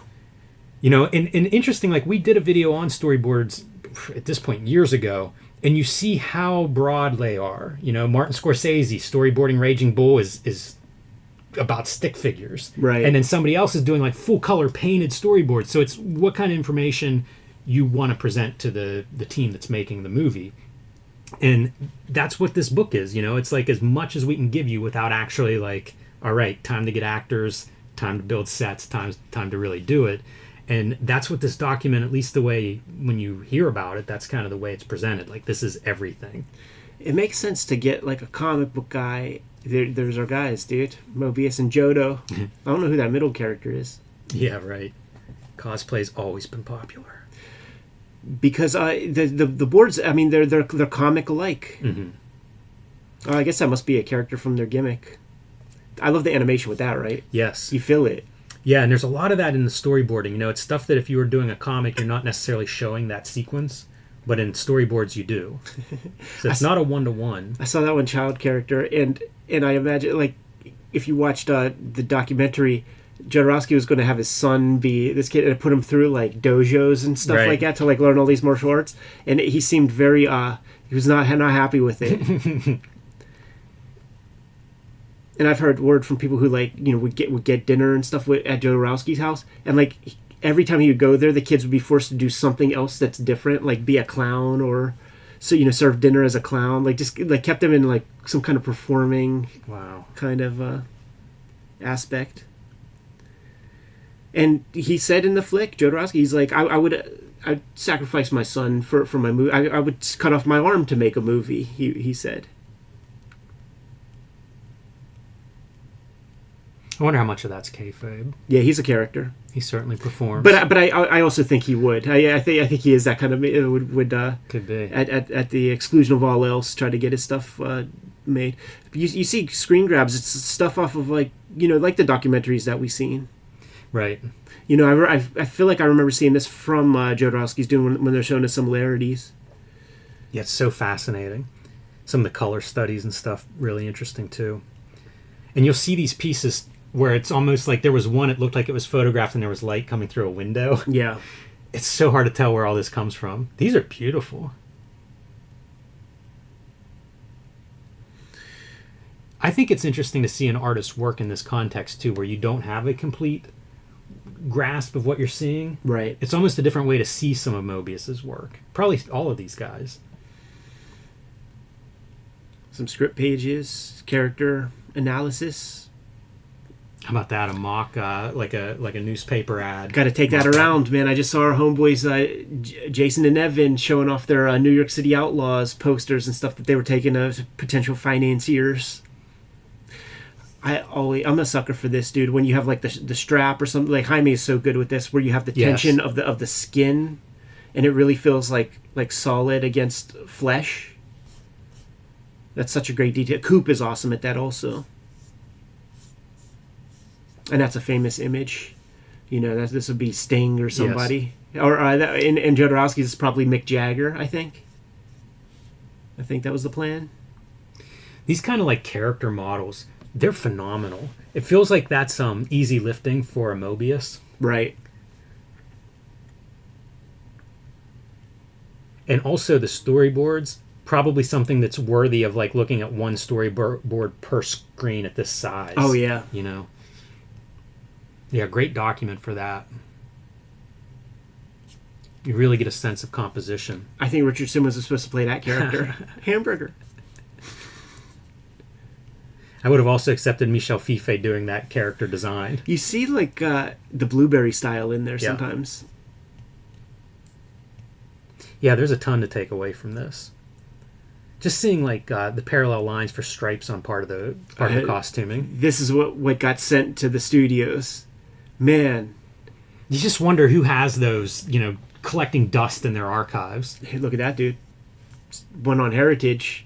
Remember those guys bought one for a lot of money and pretended they were going to do like they were going to publish it or something, and it's like it doesn't work that way. And didn't they kickstart? Like they tried to like crowdfund the money, and it was expensive. Like however, I don't know exactly how they raised the money. I think it was something like a crowdfunding thing, with the idea of like we're gonna publish this. Right. Still waiting on that one. I hope they do. Yeah, that's a good shot of the book. Look at that. That's amazing. Yeah, there were. We've seen some of these images of like what looked like it could have been a book, you know, another version, and I wondered what they were, and it looks like that's just another mock-up. It's hard to tell how many of those were put together. So much accumulation of materials, like assembling this kind of idea. I know, because like these images would have been seen in maybe like over a dozen places. Yeah, it's one of the great parts of that Dune documentary is that you really get to see the idea of like how do you conceptualize a project of this scale. That really feels like tokusatsu. Yeah. Mass Rider villain or something. Mm-hmm.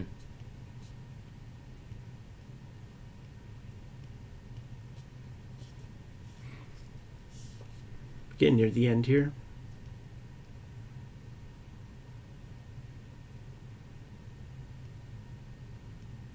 Yeah, whoever assembled this document, well done. It's not easy building something like this. I think this is from our documentary that we just watched.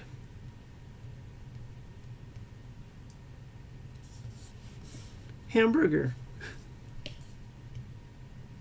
More tokusatsu dudes. Dude, that's fucking... you see those dudes in Star Wars? Yes.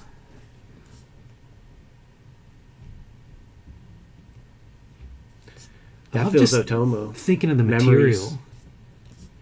Because we know a lot of this stuff's markers. And blending it and stuff. Man. What could have been. It makes me wonder how many other movies have, probably not quite to this scale, but I mean, think of how many movies have been started and developed and got so far down the road with this kind of conceptualization and then shelved, and you never even hear of them. It's like you're speaking from experience, Jimmy. Hey, man, I don't know too many freelance artists that don't have those stories. Those NDA stories, man. Absolutely. There's our man Giger. Wow. What an artist. Scariest artist ever. Yeah, he lives it. He lives it. I think he could have a cult. I think all of these dudes could have a cult. Mobius, Jodorowsky, they could. Giger. Yeah. Like they all have that sort of spirit. Very singular-minded. Cult. I say that because I think Giger had like super young wives, man. And you see, you know who he is, what he is. Like you gotta have some charisma. Yeah, I if know you're in people that shell who are fans of him, and it is almost religious, the fandom. And then one final hamburger, and we could be out. Amazing. thank you guys. Thanks, Kayfabers, for the documentary. You know, we are a receptacle for cool bootleg stuff. But once we got our hands on this thing, I'm like, oh man, this has to be an episode, and it's cool to kind of get it on the record. So you know, it's 300 plus pages. We can't be here all day, kind of lingering on each of them, but pause the screen. That's exactly enjoy. Right. That's exactly right. And I love these videos. We've done a number of these where I feel like we see something cool and it's like, share it. Just put it out there. Let some other people enjoy it too, because man, it certainly made my day whenever this came in. So cool, man. Incredible. I'm good if you are, Jimmy. Yep. So I think we got to move. 12:20. I think we got to move, and we just do that last little bit.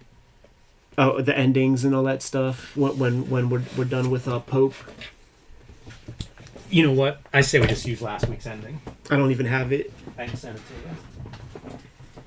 to you. You send me the intros. We can shoot intros after we do Pope. Mm-hmm. And I'll send you those other clips.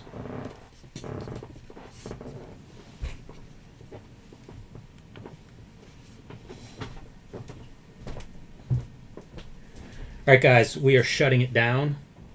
So have a good week, and tune in to this interview that'll go up probably, if not tonight, then early tomorrow.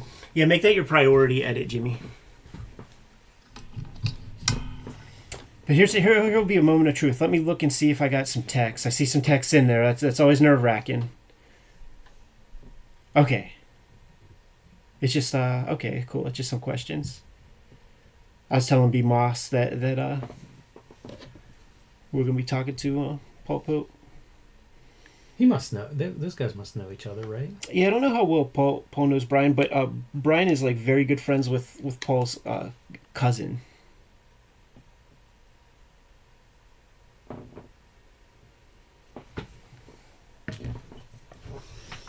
Oh. All right, guys, take care. Wish us luck.